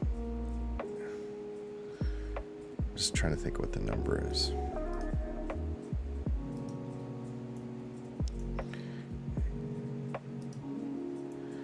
It's maybe I'm getting the math wrong. So there's 7 of them, right? So 36 divided by 7. Yeah, that's right. Okay. Weird. I don't know what happened there, but yeah. So basically, this now we've got the inside rope sitting inside each of these, which I think is good. It feels right. It may be, the number might be off, but it feels good. Alejo, I don't know if it's just the keyboard or something's up, but yeah, it's just gibberish. If you're using a different language keyboard, I'm not seeing anything other than just a bunch of symbols. If you're trying to say something, just try to drop it through a translator if you can.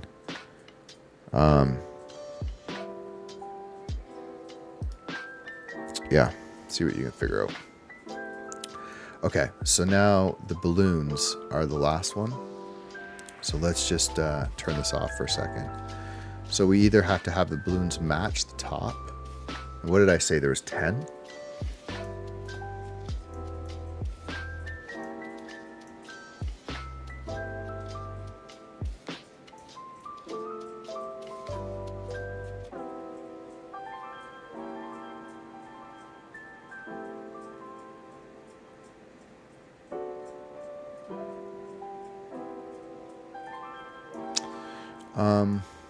Yeah, I mean, we can match the 7.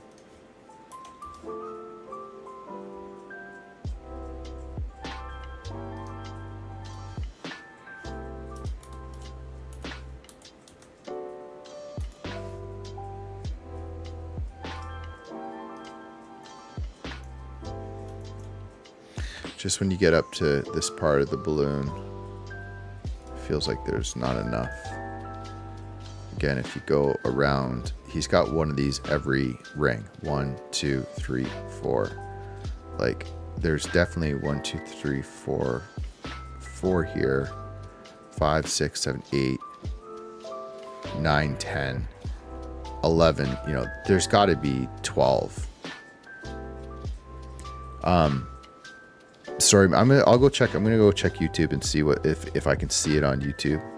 If not, I'm gonna have to just like hit put it on a timeout for the chat, because it's just all I'm seeing is nonsense. Alejandro, I am sorry to tell you.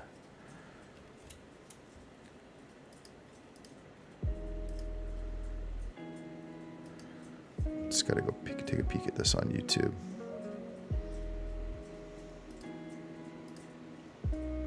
See if your chat. Yeah, your chat's coming up is also nothing on here, man. Yeah, see if you can figure it out. If not, I'm just gonna give it a. I'm gonna give you a timeout on YouTube.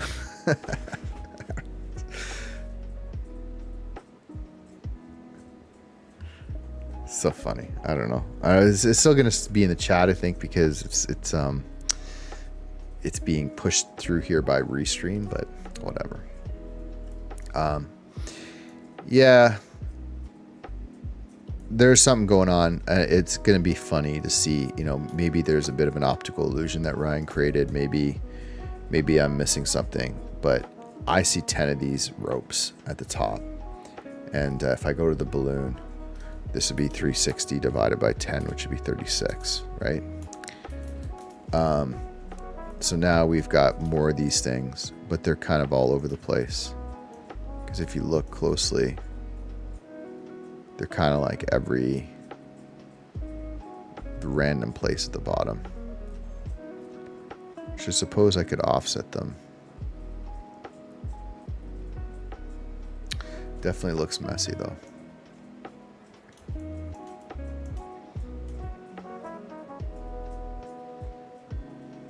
Or we just go the same. 360 divided by 7. And then we can go balloon and we just pick 7. And now it's going to look cleaner. Because they're all connected to the same rope. So it kind of all looks the same. I think we're going to go with this, and then we're going to try to do the crisscross pattern. It's not going to have the same resolution or the same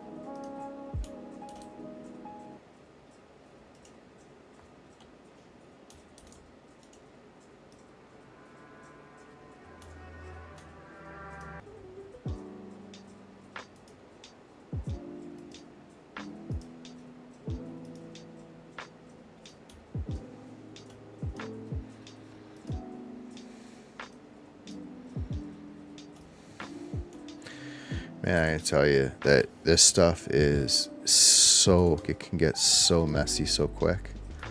It's kind of scary if you don't kind of have stuff named. So rope, this is really rope, balloon, top. And I can tell you right now, this is going to be rope, curve, balloon, top. It can just tell you that this is going to get messy. Okay. So what we have is, you know, we could put the curve. You know, that's interesting. What if we snapped to the face project, face nearest.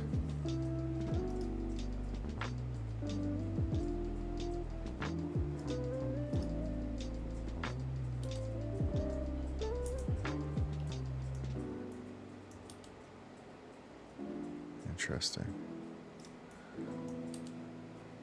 It's kind of working. Okay. I kind of like that. It's kind of working. So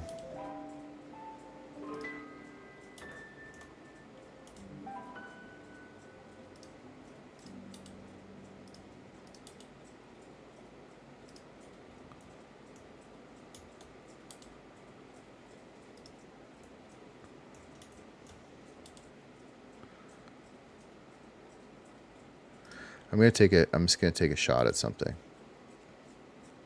I'm not overly confident on this, but have kind of an idea.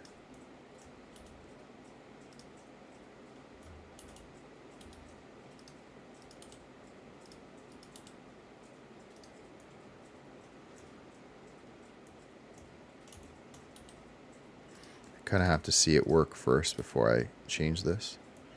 Okay, so see how that rope is there.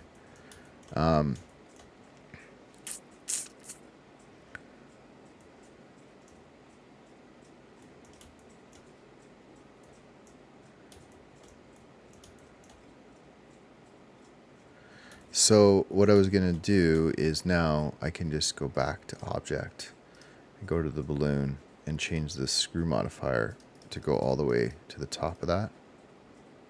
Right? So that's fine. Now what I was thinking is, because the rope would get smaller as you went to the top, so it's all going to end at the top. So as long as the point is in the middle and I had both sides of this, so now what I'm thinking is I'm going to take a total copy of this balloon top. I'm going to call this balloon top 01. Okay, and I'm going to go balloon top 01. And I'm going to just grab a complete duplicate of all of it. Okay, and then we're going to call this one 02.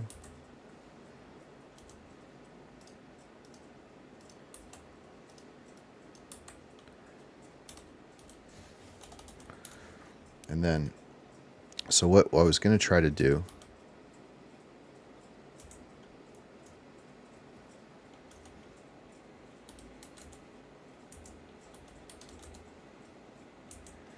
I don't feel like it's going to work, but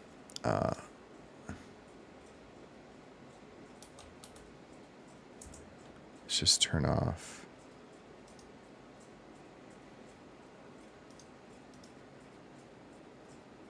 Okay, I have snapping on. Let's just turn off the snapping for a second.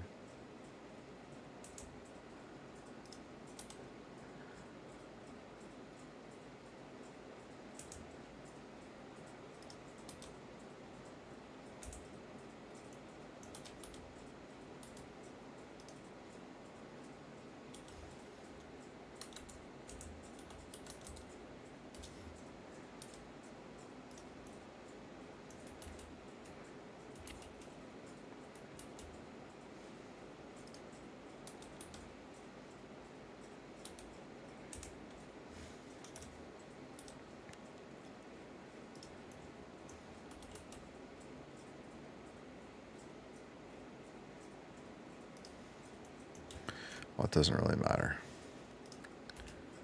We can get rid of all this. Okay. Let's turn on that snapping again, and we'll just do this manually.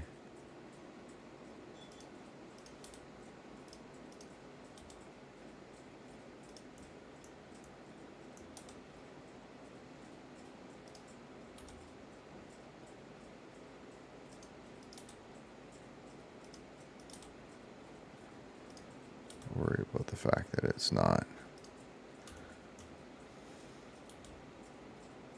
snapping properly yet. Just getting the basic idea down. Okay, so not sure why these are not.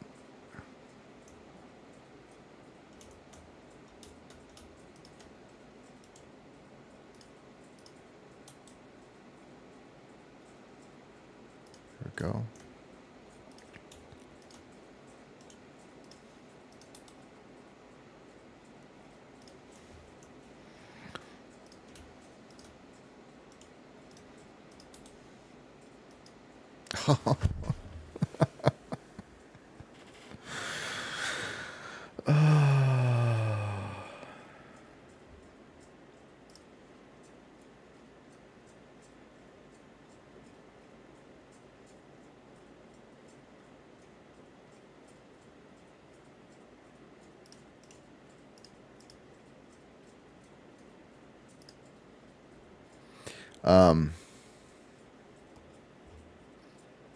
Man, that sucks.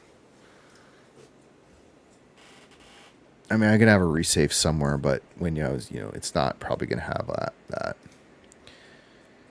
A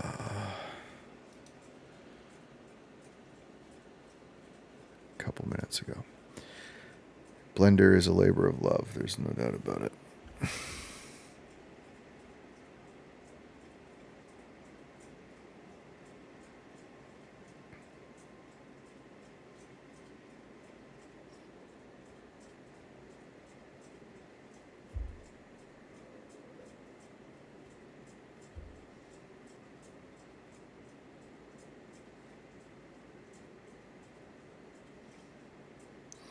Curious if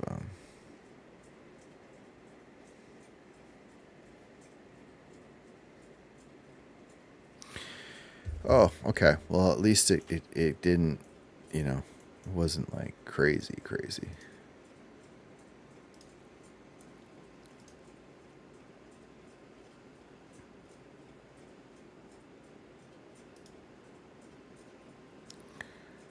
Okay, so just concept-wise, if you're curious what I'm trying to do, and again, I will find out probably after this video.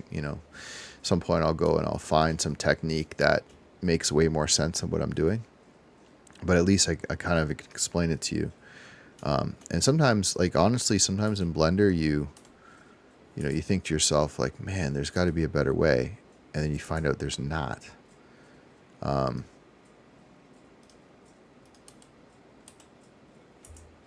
Yeah, you find out there's really no better way to do this stuff, and then at least you feel like kind of vindicated. Because if you spend too much time on this stuff, you start to really feel like, you could have been doing it different. But, I don't know. Okay, so we're just going to save a little bit more often than we were, because we don't know what crashed that. Okay, so here's the idea, and I don't know if this is going to work. I got a reasonably good feeling about it, but I'm basically, if I get a crisscross pattern here that is, relatively, can I change this? You can't just like give it an offset, I guess. But basically, if I get a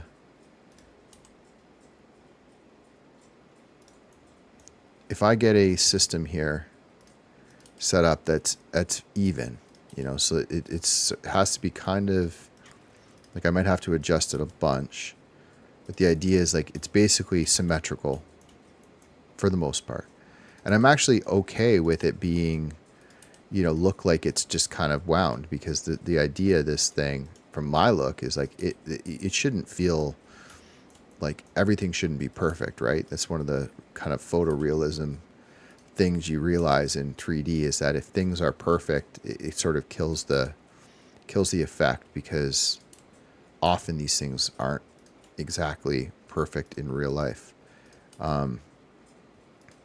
But if it looks messy, then it also can look wrong too. So sort of finding that balance is what we're looking for. But okay, get the basic idea. It is probably lopsided, but it's not. The goal is to get this to look like a pretty consistent weave, and then we can go back to object, to balloon. We can add one more.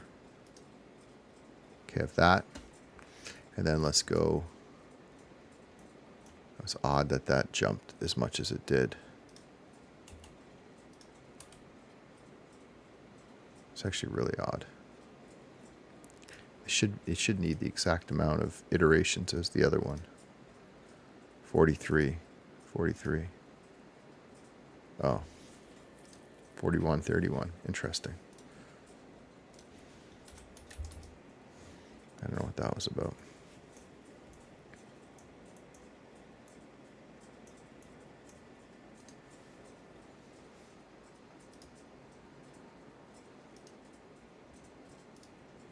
That's fine. Okay. So we've got a couple of these things.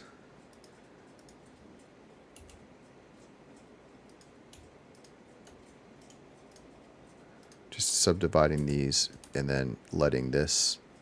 What's happening is it's pinning this to the balloon and this to the balloon, but in the middle it's dipping because it doesn't have any vertices to pin it to.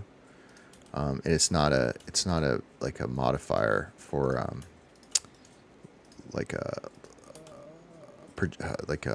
shrink wrap modifier. It's just snapping whatever vertex that I grab. It's snapping it to the top of the balloon. But okay, so we get the idea. So as long as like this pattern's okay, this might work.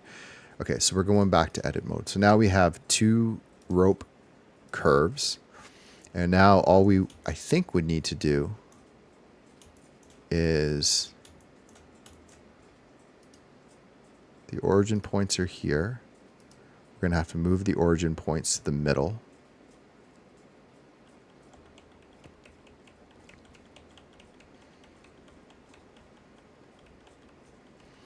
So move the origin points to the middle, create an empty. Okay, let's try it. So rope. Hell, we're dealing with. Okay, so what we're going to do is we're going to create a new collection, which of course in Blender's brain it decides that that should go down there. So if you have two objects that you right click on and create a collection, why don't we just assume that we want those in that collection? And we want that collection to be inside of wherever it is. Rope, balloon. How do you spell balloon? Top. Okay. So we're just going to grab these 2, put them in here. So we kind of have this all together. Okay. So now what we want is we're going to take, so this might be a bit of trial and error, but we're going to duplicate this collection. Okay, we're going to call this applied. And I don't think we need to rename this now. So we're going to get rid of this one. And we're going to go in and we're going to apply the modifiers for both.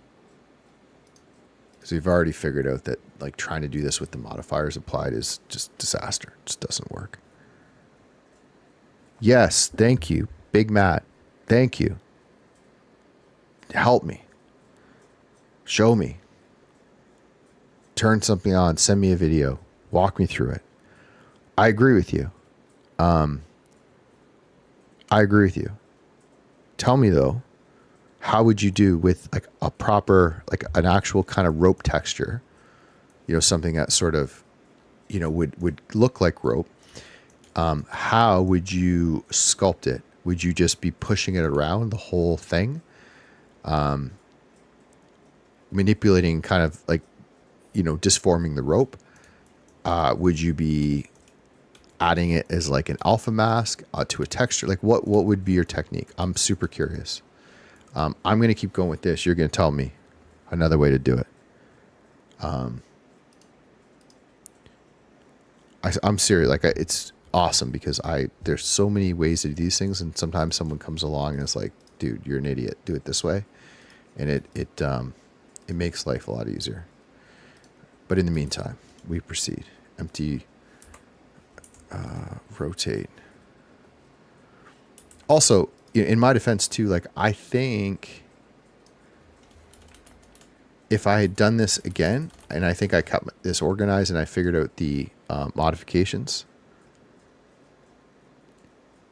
Yeah, yeah, I agree with that, right? So I could sculpt into the top of this a mask, but then I don't actually have real rope in this model, which is something that I wanted to have for a bunch of reasons, which is fine, but it would be a lot easier. And then we would sculpt the alpha mask, and then we would have, what would you do? Would you create then, like within the alpha mask, use that to mask two textures, like the balloon texture and the rope texture, using the same mask? Or would you like create like a shrink wrap over top of the balloon and then put that texture on with, like, what would you do on the texture once you get that alpha mask in? I got a feeling it's actually going to work, to be honest.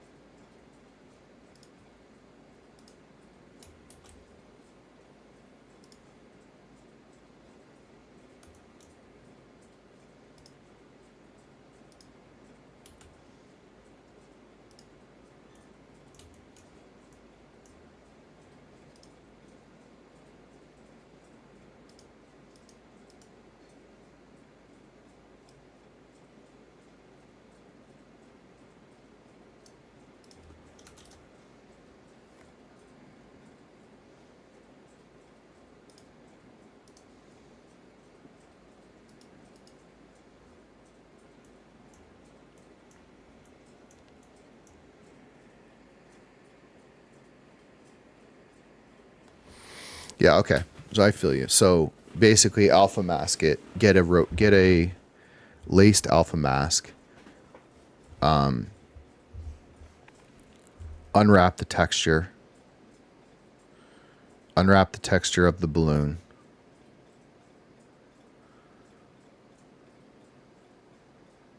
Hope you can get the crisscross pattern.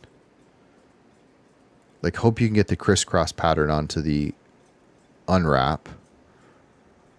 And then alpha mask it. And then use the alpha mask for both a displacement and for the texture.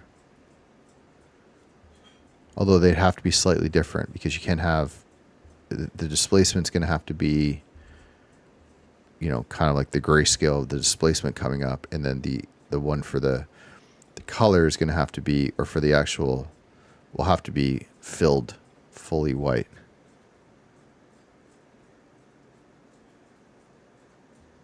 Okay. Well, I'm going to finish this and see if I can get this with that, and then I'll go watch some of those tutorials, speed char after, and see.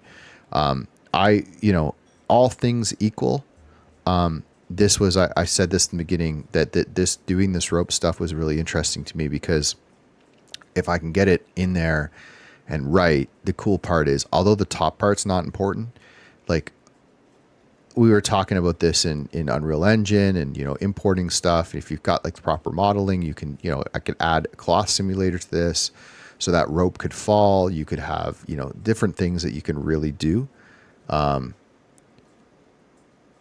Yeah. So, for me, it was like, hey, I really want to just kind of get this rope thing figured out. So it's kind of a fun process to learn it. Just so I actually had something that, I could apply. I could apply like an actual simulator for cloth on this and have these ropes fall and sort of have them moving. And like, just nice to have that in my repertoire to learn. So part of this is me learning as I go. Yeah, there's always multiple ways to do things. I think you're 100% probably right. Yeah, I mean, I didn't have to do any of this, to be really honest. I mean, like I was showing on the stream before, these original balloons are just, I mean, they're 3D balloons, but there's nothing to them. Like they're just literally balloons with a box at the bottom. It's like super simple. And then they just have texture projected on them. So you wouldn't even notice it. Like I could have 100% done that with this balloon.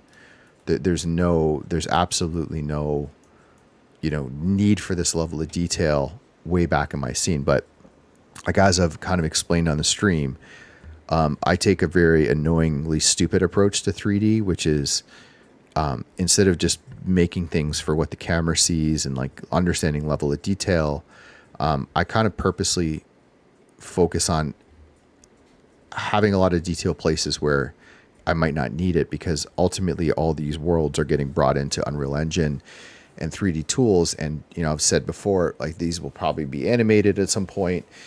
You probably be able to actually go inside of the balloon. So, it's not like I don't want to go crazy, but I want to have a reasonable level of detail so that in the future, I can use these models in other places. So in this case, even this is from another artist, and I'm probably going to get his 3D file today, and I'm going to see how he did it. And I'm super curious. He's a Cinema 4D guy, like his level of detail that he put into this. And it very well may be what you said, but I can look and see like there is shadow being casted right here. So I have a feeling that he is thinking a little bit like me, and he probably modeled this, and this guy, he's really, really good at what he does. So, it might have been a simple job for him, or it might have been 3 days. I don't know.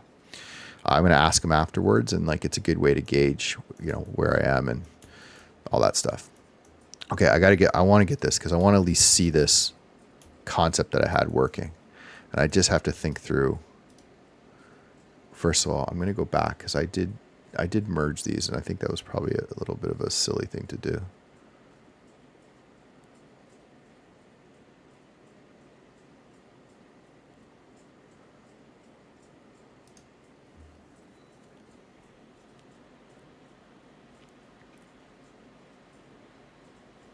Yeah, that is, by the way, Big Matt, like, regardless of whether I do that, that's another technique that I think I would love to be like, have a better process at.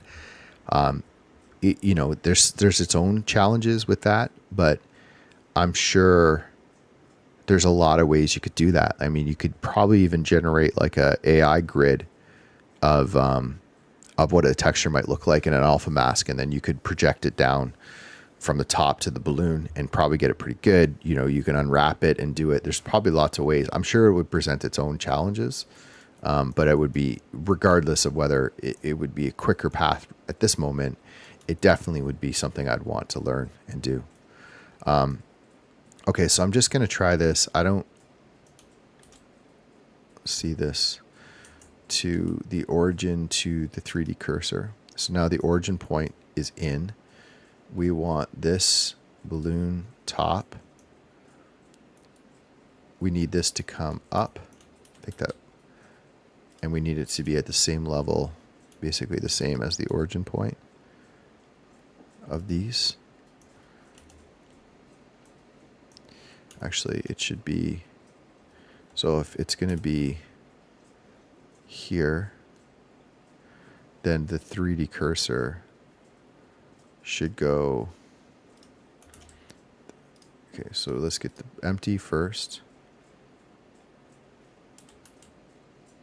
So the empty is going to be here. And then we're going to go cursor to selected. And then we're going to go to this guy. And we're going to change the origin to 3D cursor. And then we're going to go to this guy. And we're going to change the origin to 3D cursor. So they both have origin points. Although you saw me change that, right?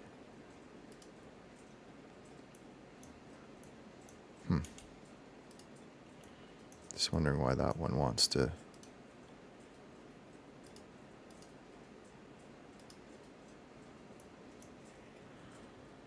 Okay, I'll try both and see what they do. Okay, so now what hopefully works is to turn on the array. I think that origin point might have really got messed up on this one.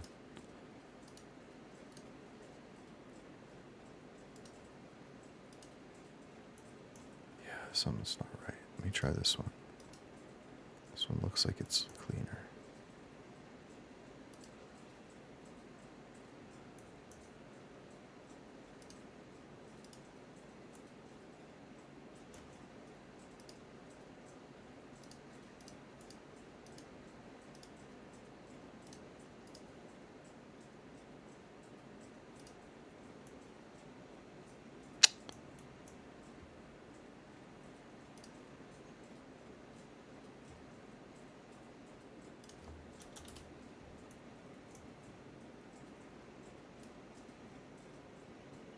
Okay, so there's rotating properly around.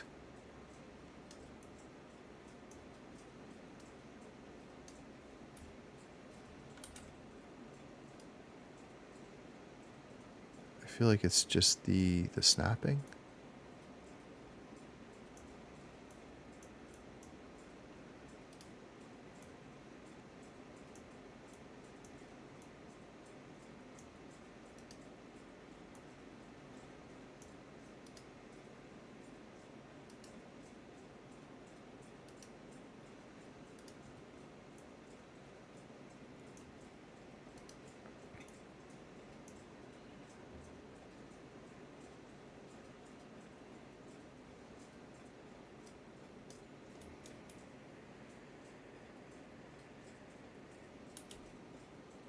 Yeah, I do. I mean, I have a Wacom pen. I don't use it that much.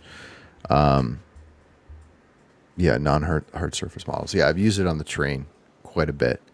But yeah, that'd be a fun. I'm trying to think what it would be. Actually, I don't know if I'll get to it today, but Big Matt, the next one, if you got experience with that, the next model that I'm working on after this is this guy right here. I haven't decided if we're going to go with this one yet or this one, but that's going to be sculpt. So if you've got some experience sculpting, I'd love to, if you pop in, or message me on social or whatever. I'll let you know when I'm going live, or if you want to chat. But this one I'd be really curious if for some help on to get this one right. Yeah, that's also true. Leave the parts that hang as cylindrical. Yeah. I'm not giving up on this now. If you don't understand me and how my brain works, I gotta solve this problem. And once I actually get this in my head, understand it, then next time I'll do a different approach. But I'll 100% stubbornly stick on this until I get it right. Because now that I have rope everywhere, we need to finish the rope at the top. And I've mentioned this stream before, I'm also kind of in the process of really just wrapping my head around like origin points and arrays and just how all that works. Because it comes really critical when you get into like geometry nodes and, all this procedural stuff. I'd like to be really good at it, and I'm not. So even like these little problems, like what's happening, with this, like what's happening that's causing that to rotate.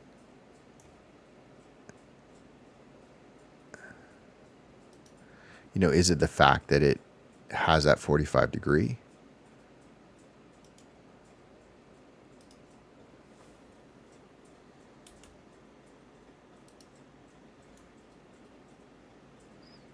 Seems like a little bit of progress.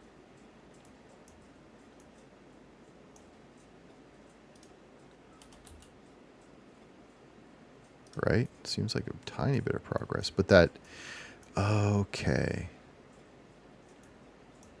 Yeah, so now this gets really weird because I could probably rotate these ones in. Oh yeah, this is going to probably be not, this is probably going to be a nightmare.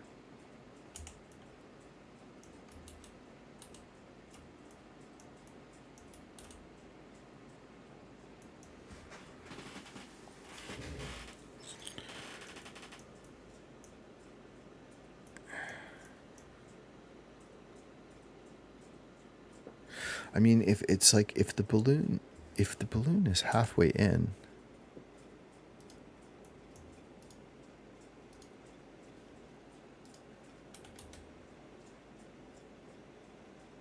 yeah, see? Okay, so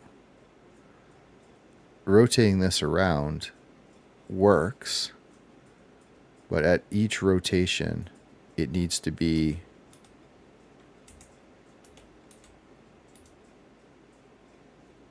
rotated. It needs to rotate in, it needs to rotate in 45 degrees, but not at its origin point. So funny.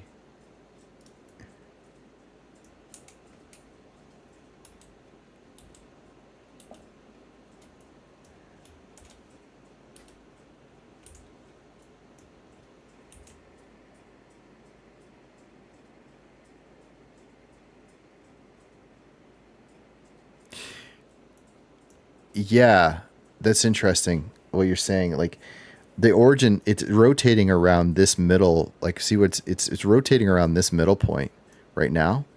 So if I put the origin point to the top, would that make a difference? Like, I'm still thinking if it's rotating this way, why would it matter? It should, as long as it's in the middle, it's not below it or above it. It would be fine. But I wonder if, so this is what I was just gonna. I'll try that. I was just gonna try just to show this. So this balloon, like, just turn off the array for a second.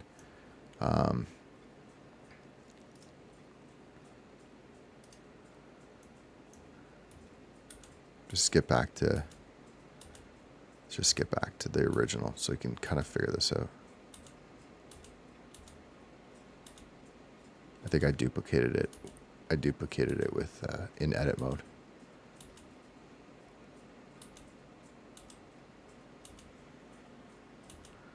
I'm going to try your technique, Matt, in 2 seconds. I just want to get my head around something. Okay, so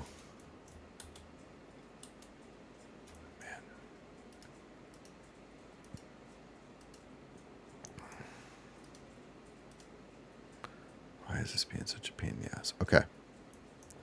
So what I'm just trying to say is if I duplicate this, right, and I rotate it around,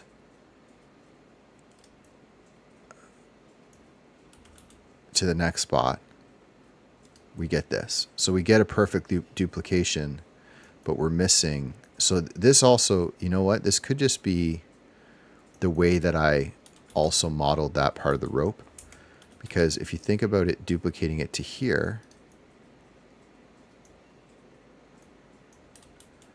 you know, I think that's what it would be. So if it's like, I have to have a perfect, okay, I think I kind of can get this figured out. So if you're rotating it here, which is, I rotated it 50 degrees from the original. This is the original over here. I rotated it. This one's 40. I just rotated this rope 50 degrees on the Z. So you can see it does line up, but you have to have a perfect line on both of these so that this ends up at the top. So it all has to either end up at the top, either, you know, kind of like an end of a circle, or yeah, no, but I mean, I need both though, right? So like I need what am I trying to say? I need both, like this one and this one. I could invert. Oh, I see what you're saying. You're saying like get rid of this guy.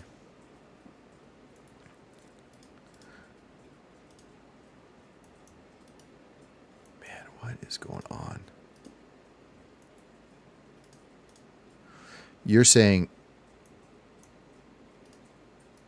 oh, man. I'm trying to get rid of somewhere that stupid.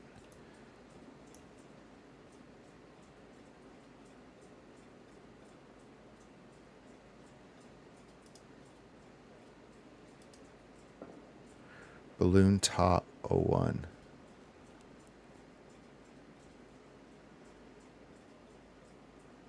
This is the problem.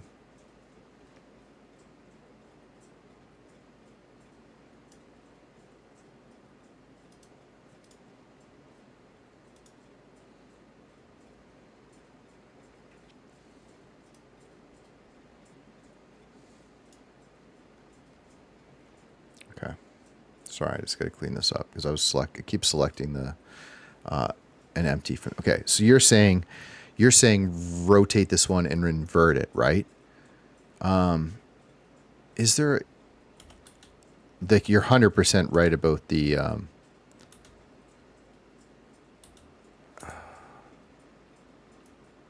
did we lose the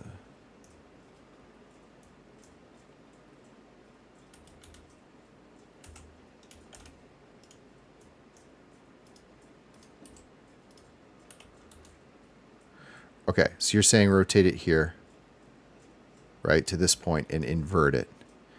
Is there like an actual invert? Yeah. Yeah, I'm with you. Like I think that's what you're but the thing about this original one, if we use it, it's gonna have to be perfectly lined up and it's gonna have to end up like inside some type of a inside even like some type of a thing here, right? So it's gonna have to go like say right like say it's gonna string up here. It has to line up with this with the Y origin so it ends up perfectly on here. Then we can duplicate it and invert it and it'd probably be fine. But you're right, it's one of those things that I'll probably just sit back and just okay. I've never actually I know the answer to this. There isn't just a pure invert, right?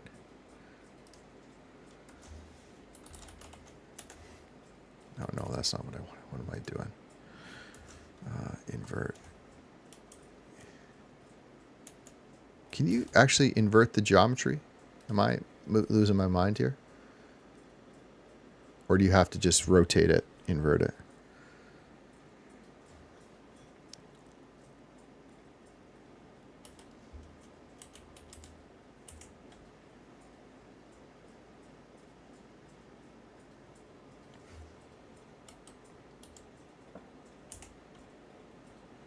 Because if we can rotate it on that. Is there just a pure, there's no, because we're not inverting, we have to invert it to something.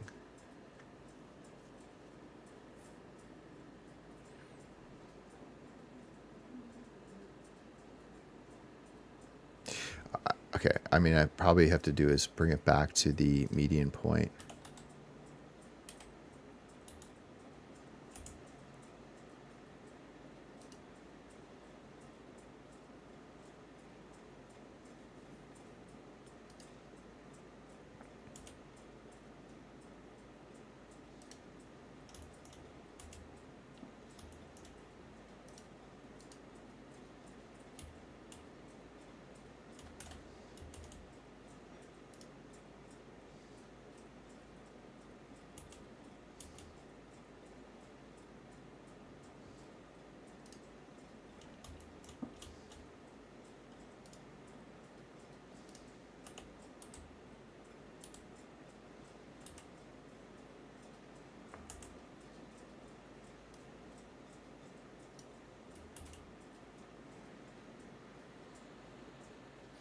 Oh, yeah. I'm so dumb. You're right. Wow.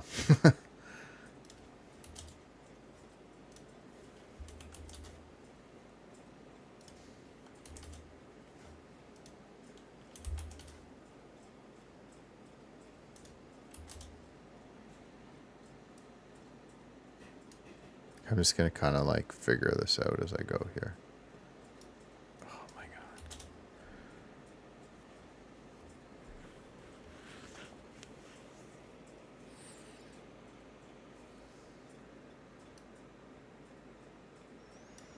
I mean, certainly what you're saying makes sense. I think it's to do with the fact that scale.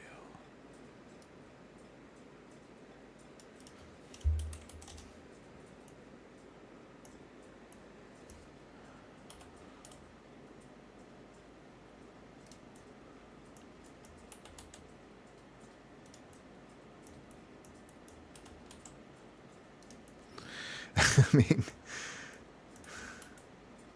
I'm sure I could get it.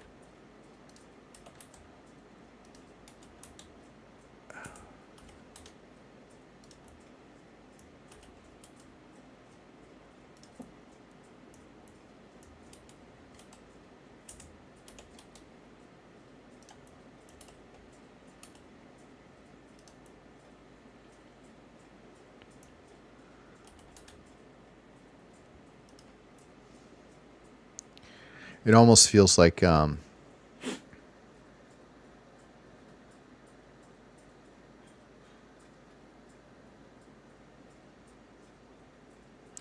for the rope or for the balloon?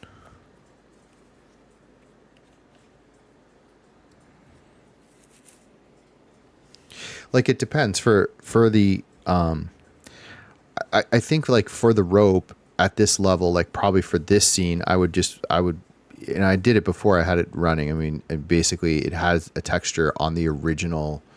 I don't know if I have that version of it, but I have a texture on the original geometry, which looked fine, which is because it's basically just a couple tubes with a screw modifier. Yeah, but I don't care if it's high poly because I'm not bringing it into Unity or something like that. Like it's going to be, if I'm going to do anything with it, obviously it's going to be in here. I don't give a shit how many polygons are, because it's not an animation. I'm fine with it. And then after that fact, if I'm going to bring it into Unreal Engine, then that's another whole task for me to figure out as I go, in terms of what I got to do to actually adjust it, do some retopology on it to get into Unreal Engine. But at least for now, I don't really care about that. I just wanted to have a level of detail and be good in this 3D scene. I don't care about the polygon count.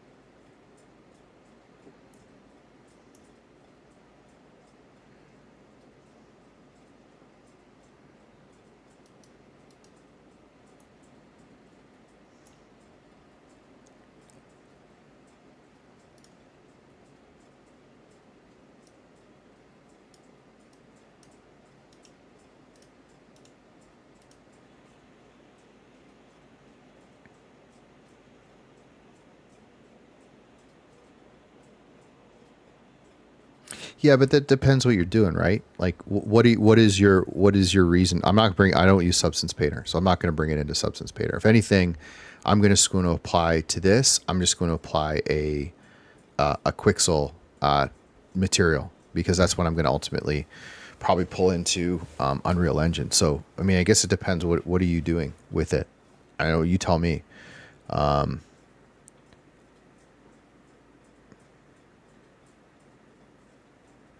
mean, I understand what you're saying. It's just, if I'm trying to make, a low poly asset for a video game, I get what you're doing, but I'm not sure. I mean, yeah. Educate me.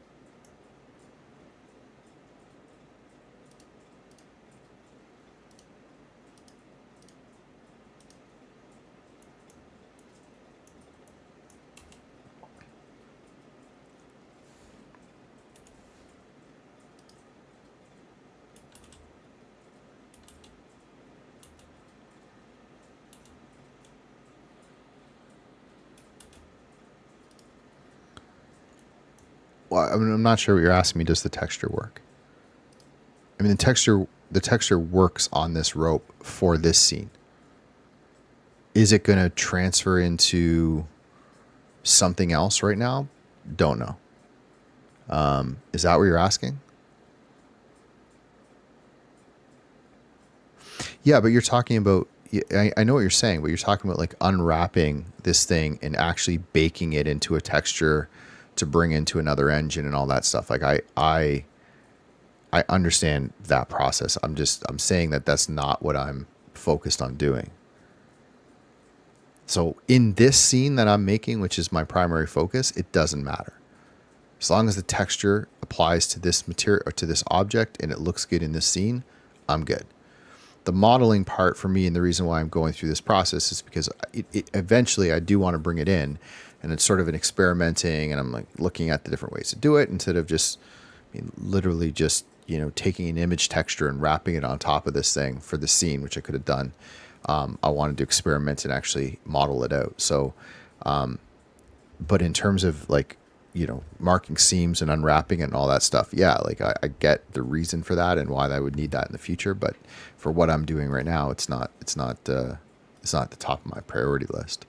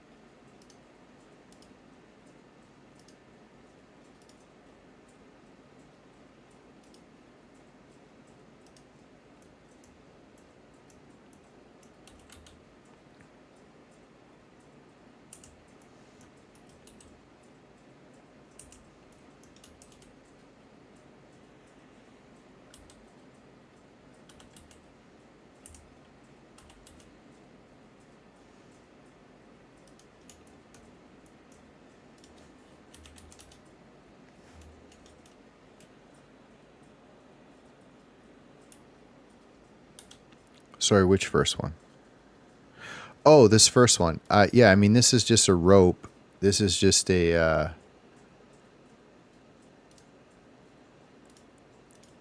yeah, this is... all the ropes are the same. The rope is basically just a... 2 circles with a... Let me grab the template. It's just 2 circles with a screw modifier and a curve modifier, and then the rope follows the curve. So for all these, basically the rope has just been manually done, and then once that rope is set for one, then the array modifier is basically flipping around to the other 7. So for this one, what was different is that it, you know, I have a pattern, and, you know, obviously I could just sit here and do the whole thing, which, you know, is probably at this point easier. But I didn't want to do it, so I was just kind of wrapping my head through different ways that I could do it. So this one is exactly the same, except the curve is was set up to snap to the volume of this, so it's just able to sort of it all the way up. So I mean, I can adjust again. I was just saying, like, if I can kind of get the logic of this right, get this right here. But, you know, if I could kind of get the logic of this right, I could definitely, you know, go around and make this symmetrical. I could bring it over, you know, to this point and get it up to here and then all the way around. But, you know, it may end up being, it may end up being more work. But I still wanted to, you know, I've said this, like, the fact that I can't in my mind control exactly where this array modifier and the rotation and how all that works with the origin, the rotations. That is something I want to absolutely get at, like, a full level of understanding. And so I usually sort of try to solve it, and then, you know, because we're on a stream at 8:30, I'm done, and then I'll just go watch a bunch of videos and see if I can pick up anything else. So just to summarize where we're at is a couple things. One, I am, like, completely disoriented in terms of where some of this stuff is. I feel like I went back too far. This is I can have a duplicate of this. This was the other one that we did. I was going to get rid of it. I get rid of this. This, we're back to something. So I did the other one. I strung the other one. So the origin point of this guy is here. So if I rotate it around that origin point, it does rotate nicely. So again, this was the weird issue, is that I could easily duplicate and rotate these. Let me just do it for a second. Actually, I have an idea. I wonder. Yeah, this is part of the issue, because I need to actually get rid of this. So this is our actual one.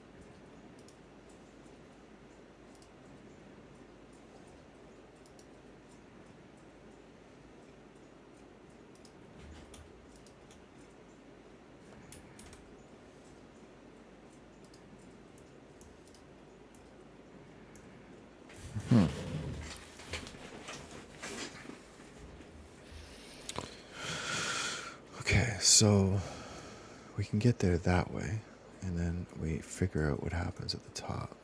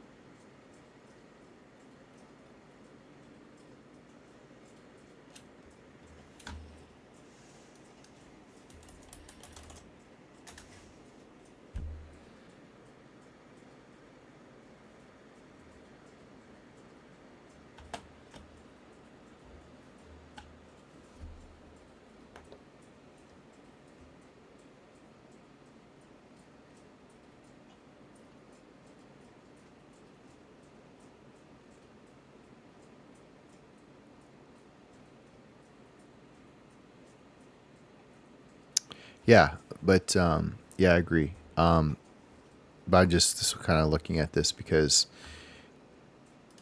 at least, like, the good news is at least I have. What am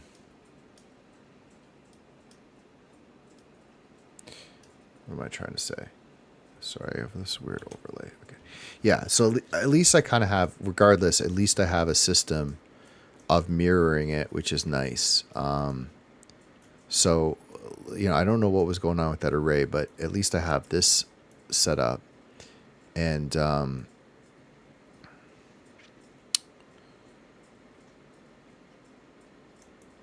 what I was looking at is what the pattern. So it's just sort of like, obviously at the beginning, it's fine. Here it's fine. All the way around. I mean, it's not perfect, but at least it's good. And then up here, this one, I was just like thinking about what that pattern is at the top. So one option I was thinking is just having a circle and then having all these attached to the circle, and then all I got to do is fix this corner. No, I won't, but I'll see it in my head. I'll know it's there. You're gonna get frustrated with me in this because I won't. I would like. It's funny because you're saying like, how are you gonna texture it? And like, it's more because like that is just not something that is in my current brain state for bringing it into other programs. It's like I want it to, but I won't let it go in terms of making it. Like, I know I could just end it here, but I'll know it's there. But this is actually not that bad because really all it is this last loop. And if they actually ended here, yeah, see, it's the funny part about the streaming for me is like, if I was alone, if I was, look at the count. If I was alone here just working on this, like I would just bang my head against the wall for 8 hours. But at least with the stream, it keeps me like somewhat accountable. But even if I end up getting it and figuring it out, and then I can go back later and I'm like, all right, this now I kind of have an idea of what I'm doing. I'll be happy. I'll at least feel like I kind of got something in my head. I got something,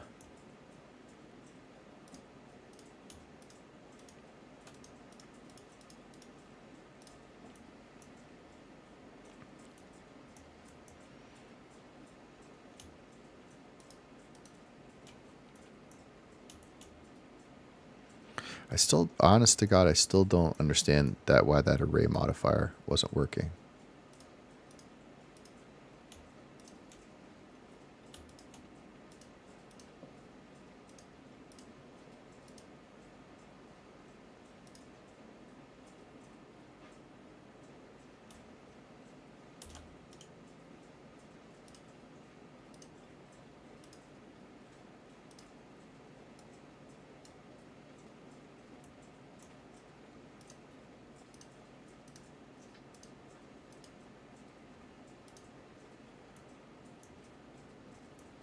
I don't understand this part.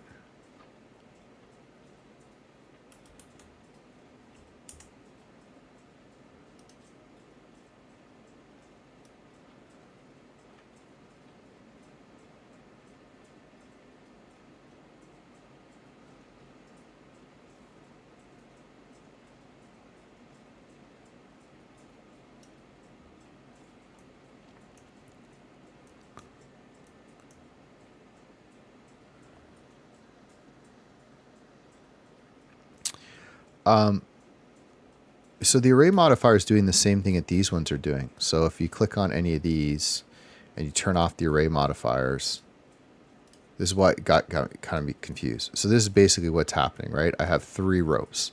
I've got rope A, rope B, and rope C. And that's all it is. And then inside, there's this empty rotate rope.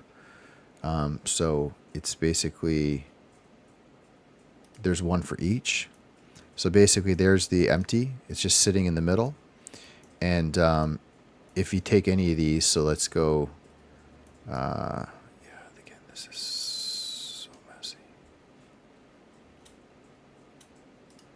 Right, so say you take this, we'll take this like inner ring, right? So you have inner ring here, and then this is on the rope inner ring empty. So it's basically this empty here. And it's rotating all of these guys around. So the way that this one works is there's 7 counts. So each one is offset. Yeah, so it's 7 counts. And if I turn it on and I go back to that empty, this thing is rotated exactly, it's 360 divided by 7. Right? So that's what's rotating around. If you move it, you get this. So it starts over here and it just spreads them around until eventually you get to, 360 divided by 7.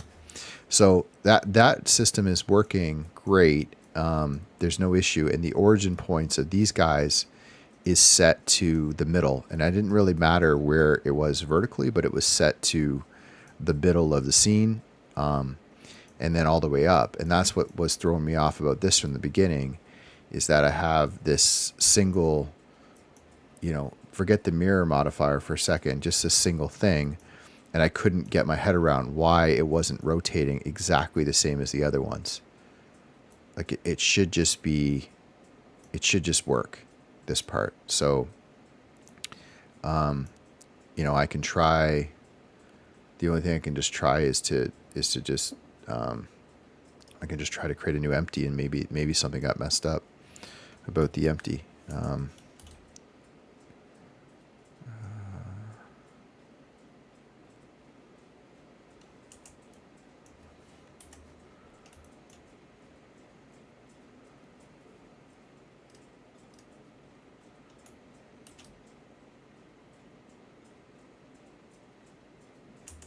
What's the reset for world origin again? I never use this.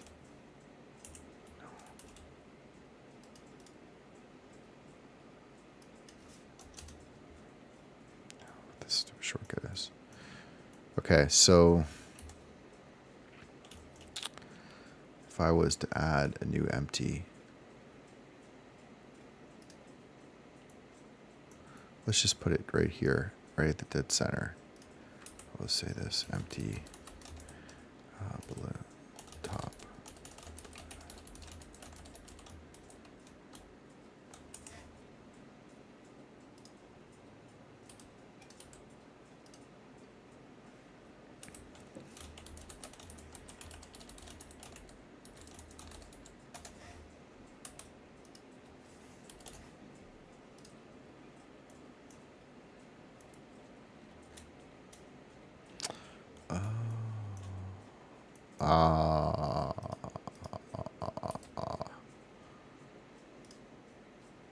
I think I know what it was.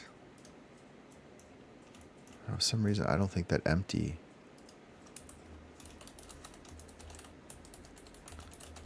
I feel like it got moved down somehow.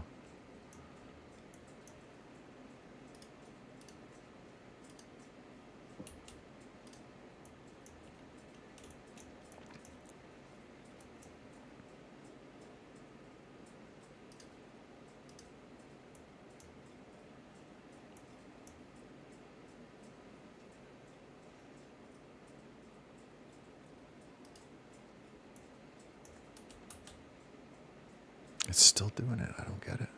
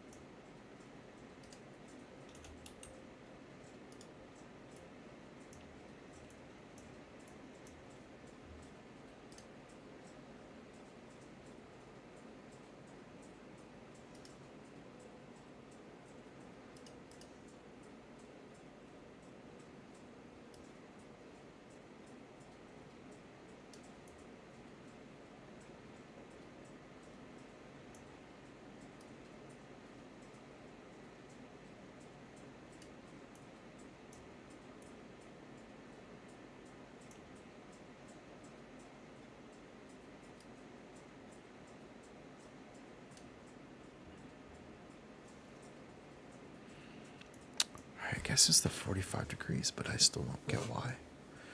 Still don't get why.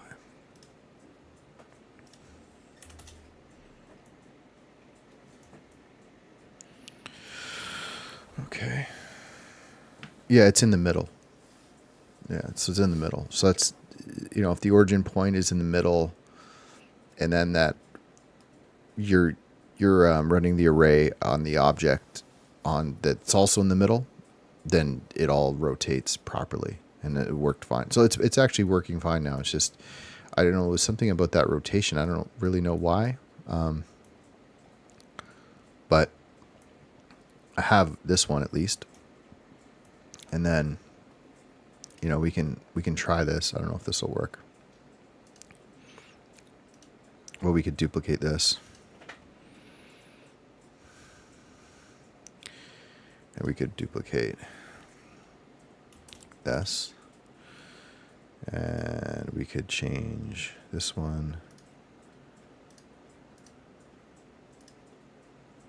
to this one, and we could change the scale.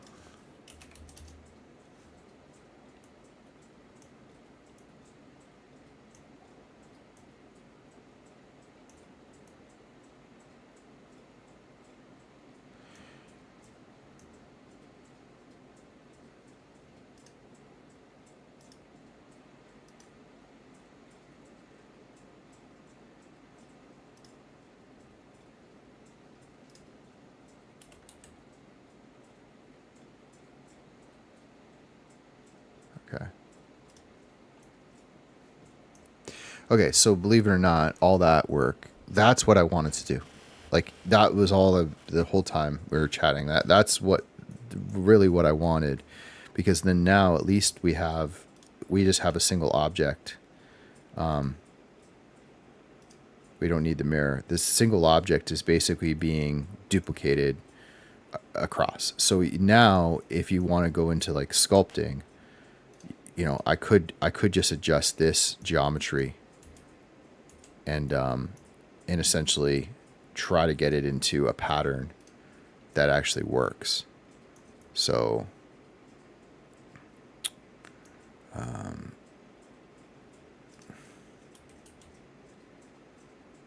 so if we start at the bottom,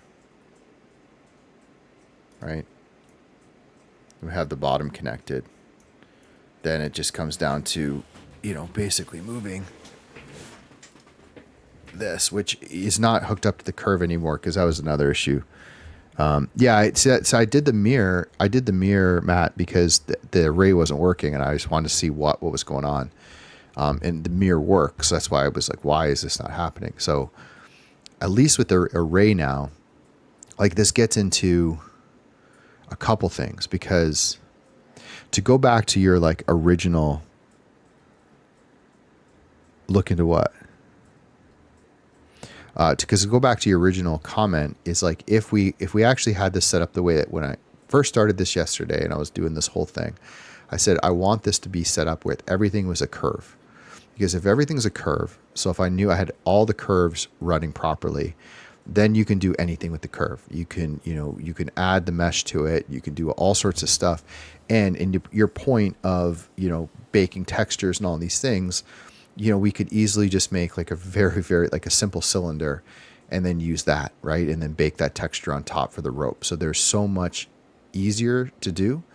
And that actually still is possible. The issue that I'm running into, as you can kind of see, and I'm stubbornly like going to keep going at until I can get it right, is really understanding like origin points, because it's triple layer. It's the empty and the mesh, because those are related together, because once you put like a mesh on top of the empty, then the origin points and stuff can get really messed up.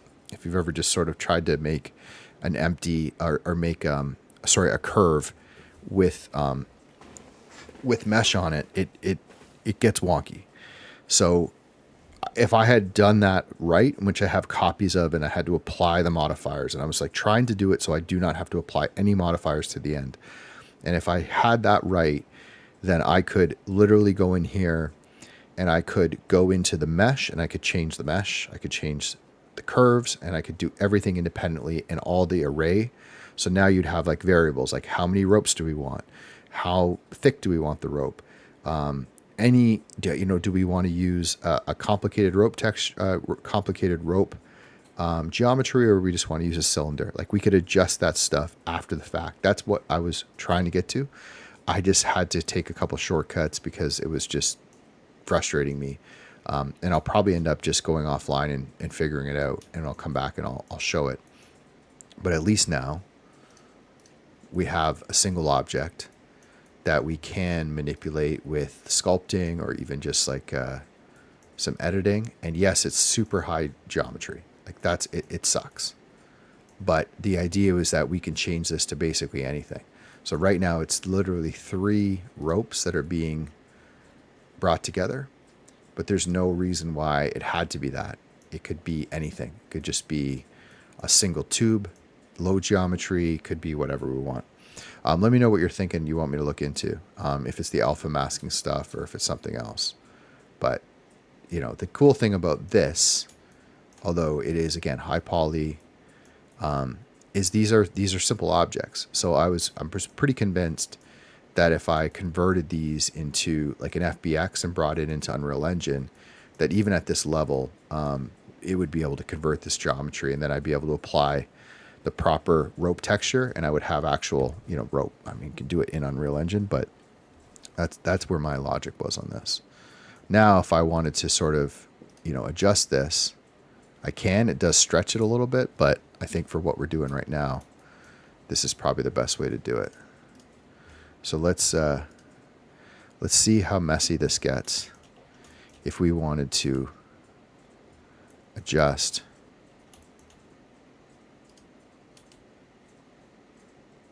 Right? So now we can bring it together at least.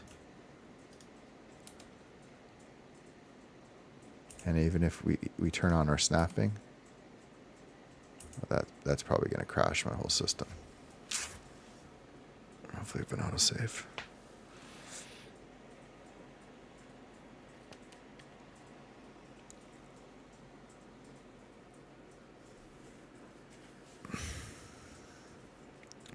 For the balloon, you could try sculpting it to give it that kind of strangulation look from the rope squeezing it, yeah, and making it puff out where the ropes have got. Yeah, that's actually the next. That's actually the next thing to do.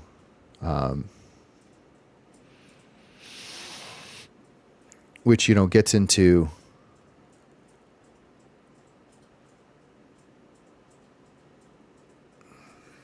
Yeah, which gets into. I think I might have crashed. There we go. Yeah, it's a good point, Matt, right? I had that on my list to do, and I can do that with the balloon. We could sculpt it. The sculpting is interesting, right? Because you could put a mirror on it and sculpt it. I was just going to manipulate the actual geometry. So I was just going to like indent all these lines. But then you have a problem with the mesh, because if the mesh was on a shrink wrap, right, it would actually, if the mesh was on a shrink wrap, it would work automatically. But if it's not, you're going to have to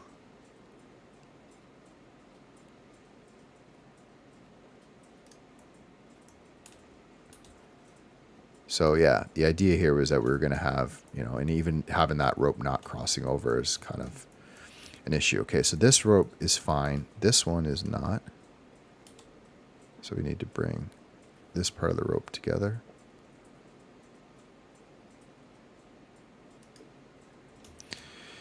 Okay, and let's have this, let's not have it cross. Let's just kind of have it, let's say like this. And then this part of the rope,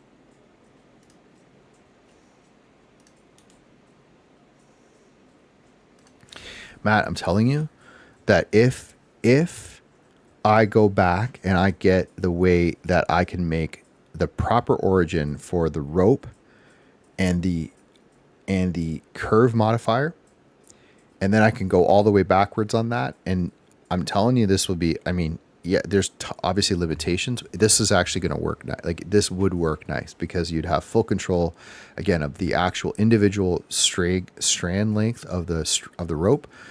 Texture it properly. It's going to look like individual rope. You can, properly run, like, instead of doing what I'm doing now, which is, basically I'm modifying the mesh. I would actually just change the curve, and I would just line the curves up, and everything would look perfect. There would be no like weird, none of this kind of weird. Yeah, I think it would work pretty good. But regardless, it's a fun exercise, right? And we can modify it after. The star looks good now. I was thinking I just could do a. This is just kind of for experiment. So if we went up like that, I'm just thinking if there was a spot. I mean, I was just thinking I put a circle around it now. Just one circle. So here, I'll do this, Matt. I'll leave it here, and I'll just show you. I mean, it's obviously, it kind of looks crappy, but whatever. Let me just show you a circle. I'll show you how this rope was made, at least so you can kind of see it.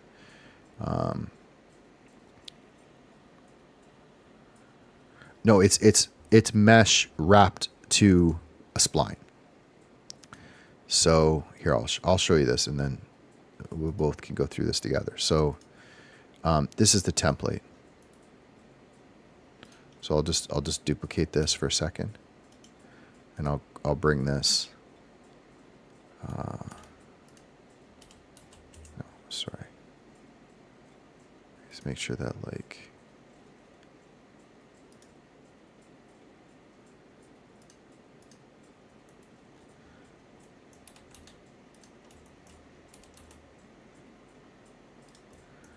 So I'm also going to show you this whole origin point dilemma. Let's get rid of this. Oh, we realize I lost the curve to this thing. Rope curve.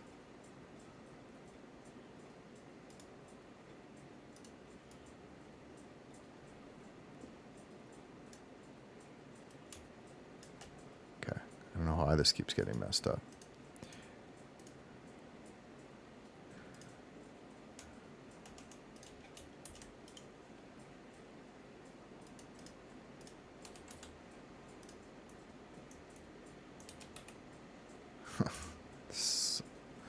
Am I doing something about...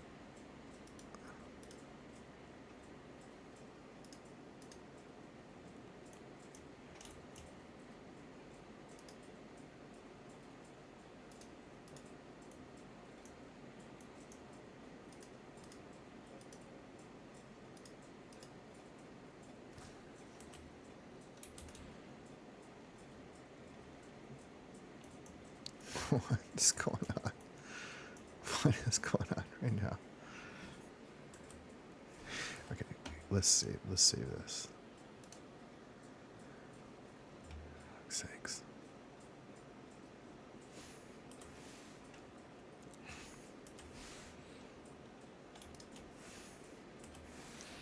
Okay, let's look at what is actually happening here. Let's bring this to 0.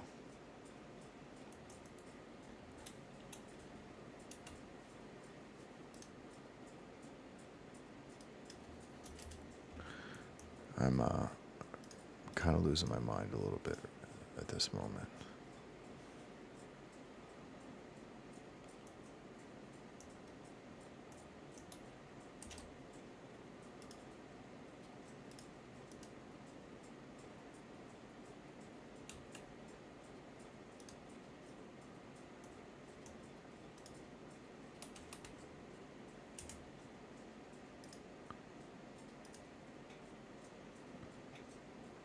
What happened to this? Oh, okay, no, this is fine.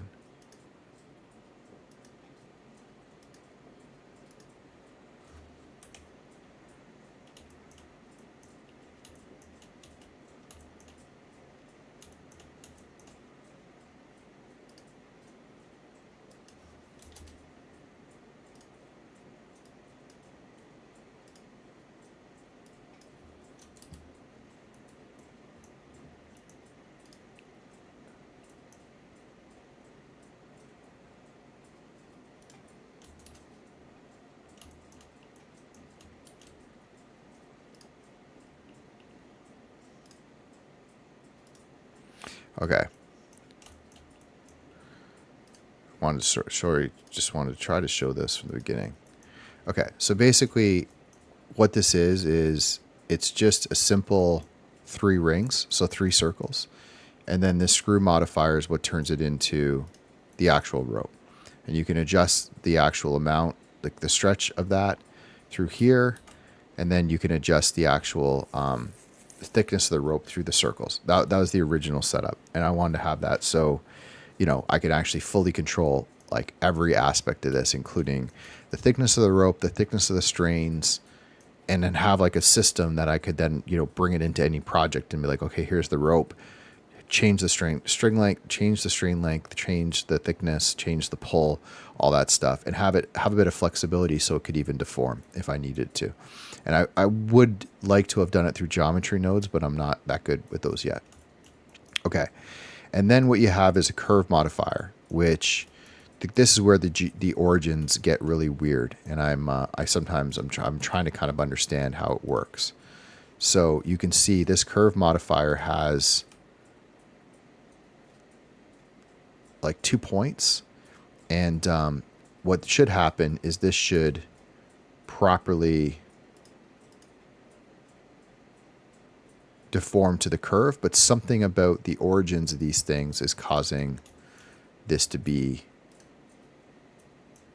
like an issue, and I don't know what it is. So I'm just going to delete this curve, and I'm just going to, this one, it looks fine. Does this have, where is this origin point?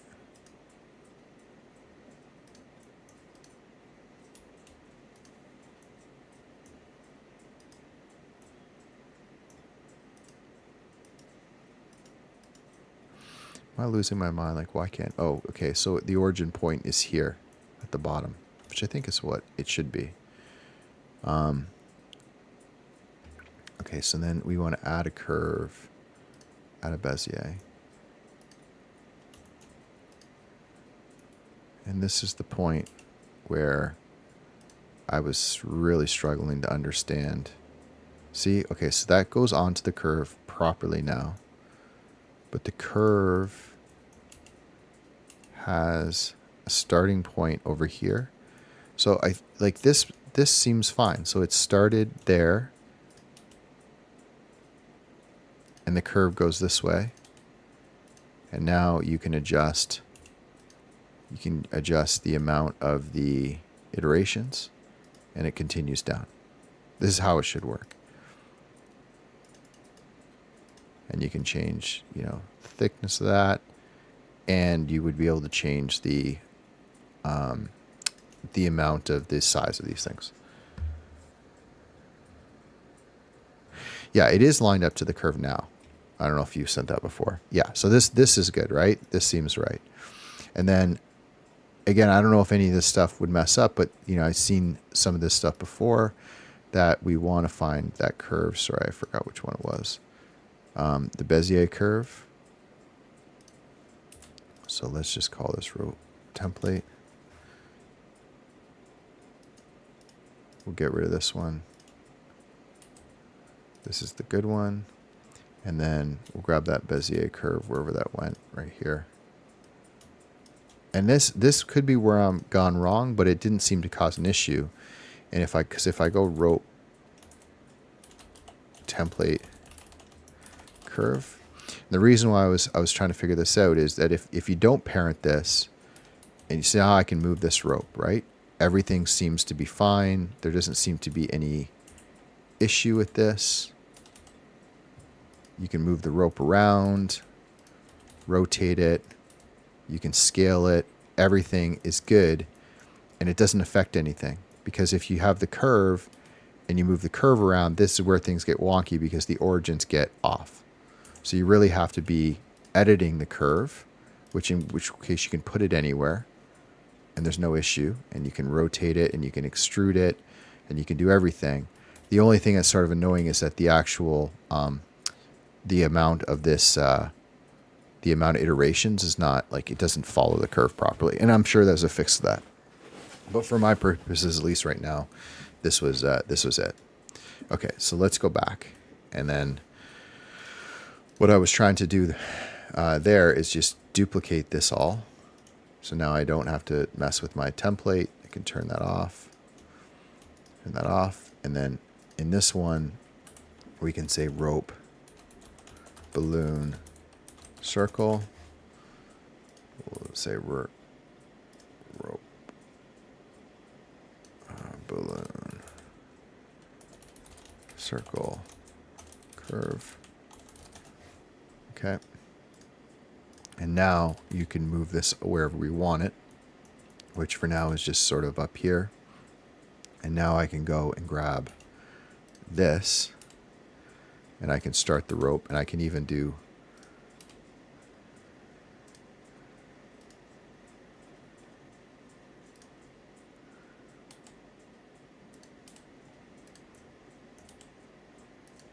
it's not the best. I'll just do it manually.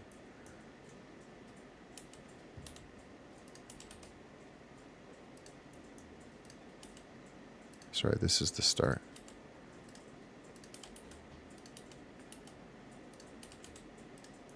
Which is our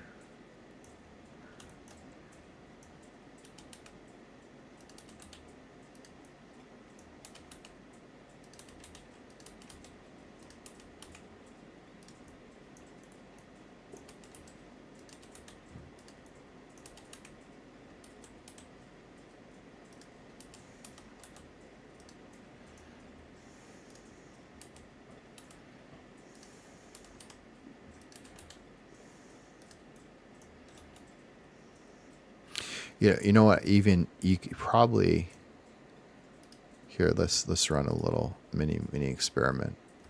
So instead of this curve, let's go add a circle.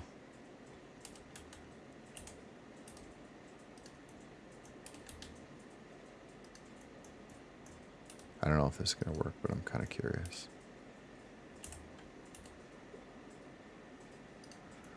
Let's see, it's where like the origin stuff really gets me, because I wonder if I wanted to change.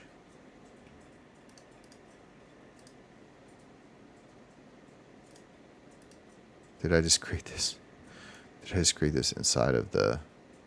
I did. So stupid.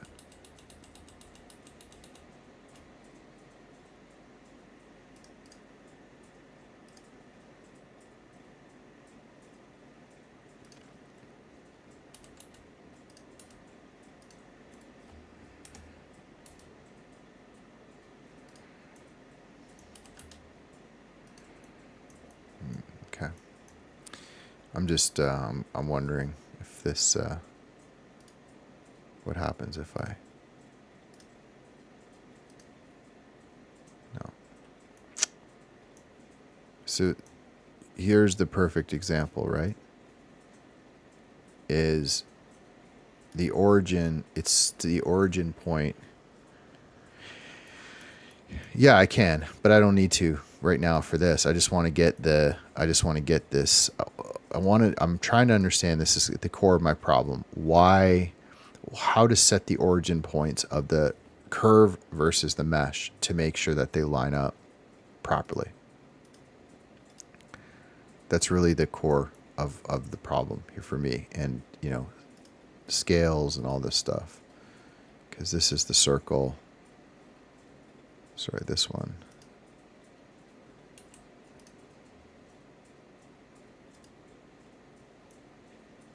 You know, because it's dropping it in here, and I don't quite understand.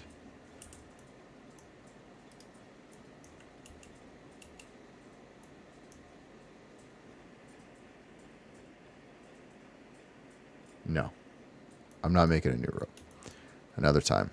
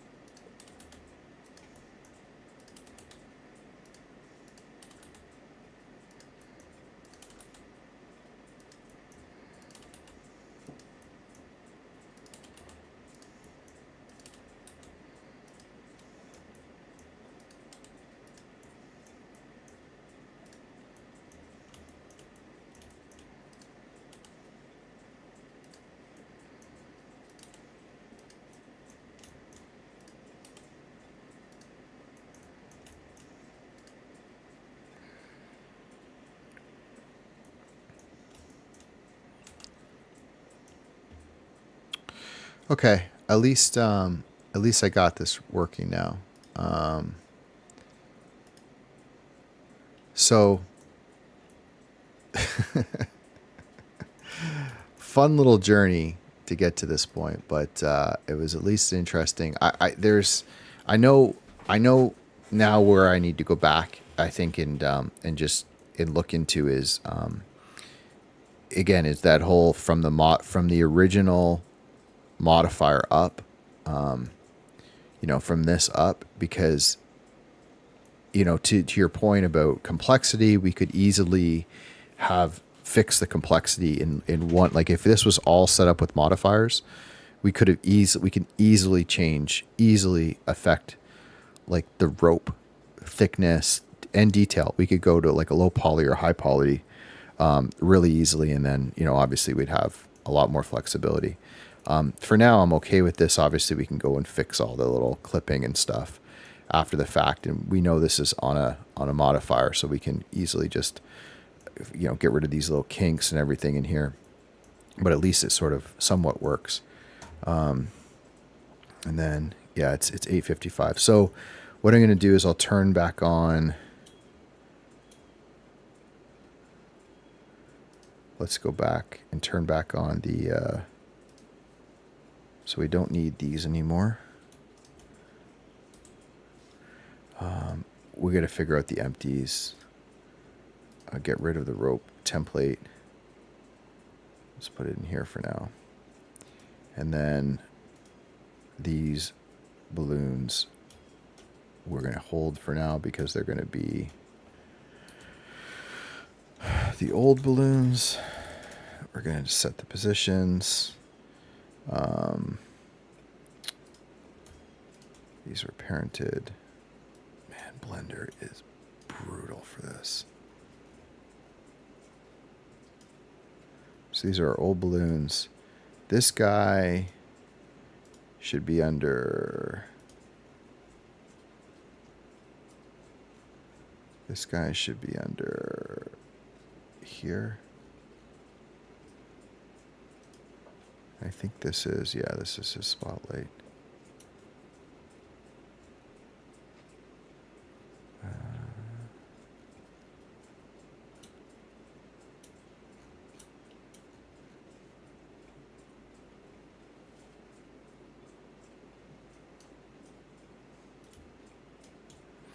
Okay. So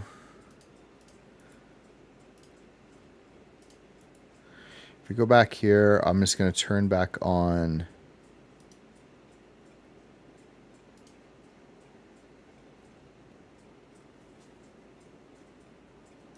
our rope arrays.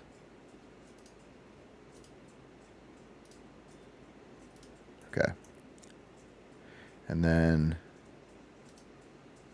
what we can do is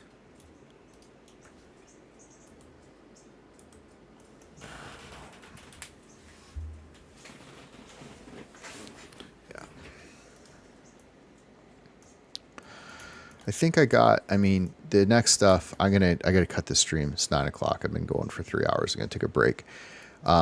But yeah, the point that Matt was making, now we have to,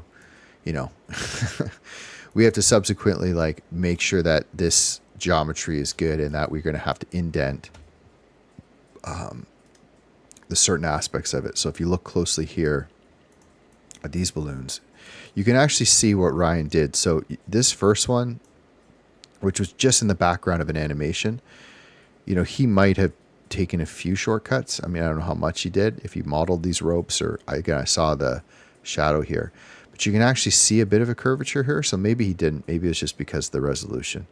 So if you see the curvature here, and you can definitely see it in this one, it's got stitching and curvature. I mean, I'm so curious to see what he did on this file, how much detail he put into this and all that. So there's a bunch of stuff we've got to fix to replicate it, but the main ones being, and that maybe go into what Matt's saying about, texture painting and some alpha mask and adding some displacement, because even if you look up here at this balloon, and the way this rope goes, this rope is kind of perfectly, it's not aligned to the balloon itself. It's sitting up top, which may not be, that's not realistic.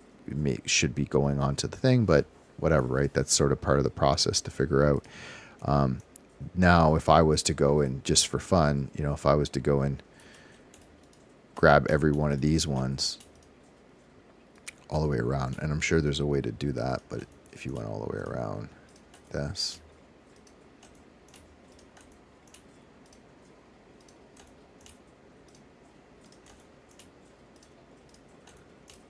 right, you could shrink in these and create a bit of texture in the balloon.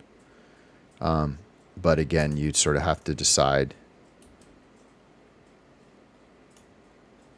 how much you'd want to do that. We could bring the other ones out. It would add a bit of texture, but I don't want to do this until I actually save everything and kind of take a fresh approach at it. But the balloon at least is got most of the, some of the detail in it that we need. And we can, work on the next time. We can start to texture it. We can add some lighting in and add some of the streamers at the bottom. And there's a bunch of other stuff to do. So I think that's it, Matt. I appreciate it, man.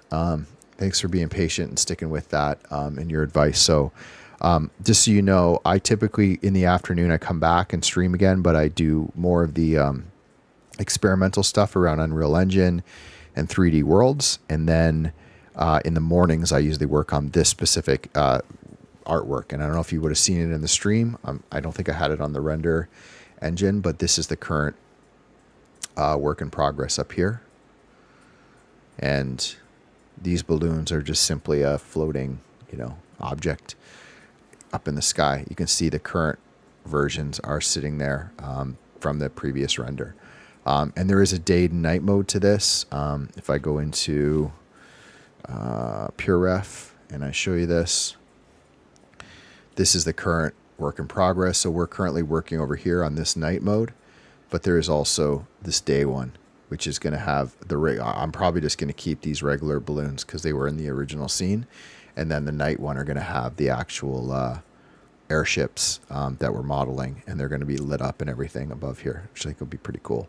And then tomorrow we're also going to model the skull, which will be some sculpting, which should be kind of fun. And then we have one more thing to do, which is this bobber, this is sort of a Midjourney version. I'm not going to use this exactly, but I think what I want for the bobber is essentially this texture, this sort of like pink hued glass or kind of a rough glass with the emission inside and kind of some type of like a little, digital computer system or some type of electronic system inside, and then probably just this metal framing around the outside of the bobber. I think that's what we're going to put in. And then that's going to go here where that's lit up. So it's going to replace the original bobber. We're going to fix up this line so it looks not so weird. And then this isn't the latest version. We got some better lighting in here in the background. Add a few more details and then animate between these two scenes for that next piece. So appreciate you guys. I'm gone. Thanks for joining. And hit me up on a message on DM or somewhere, and I'll follow you guys on social media, and we can keep chatting. So thanks for coming.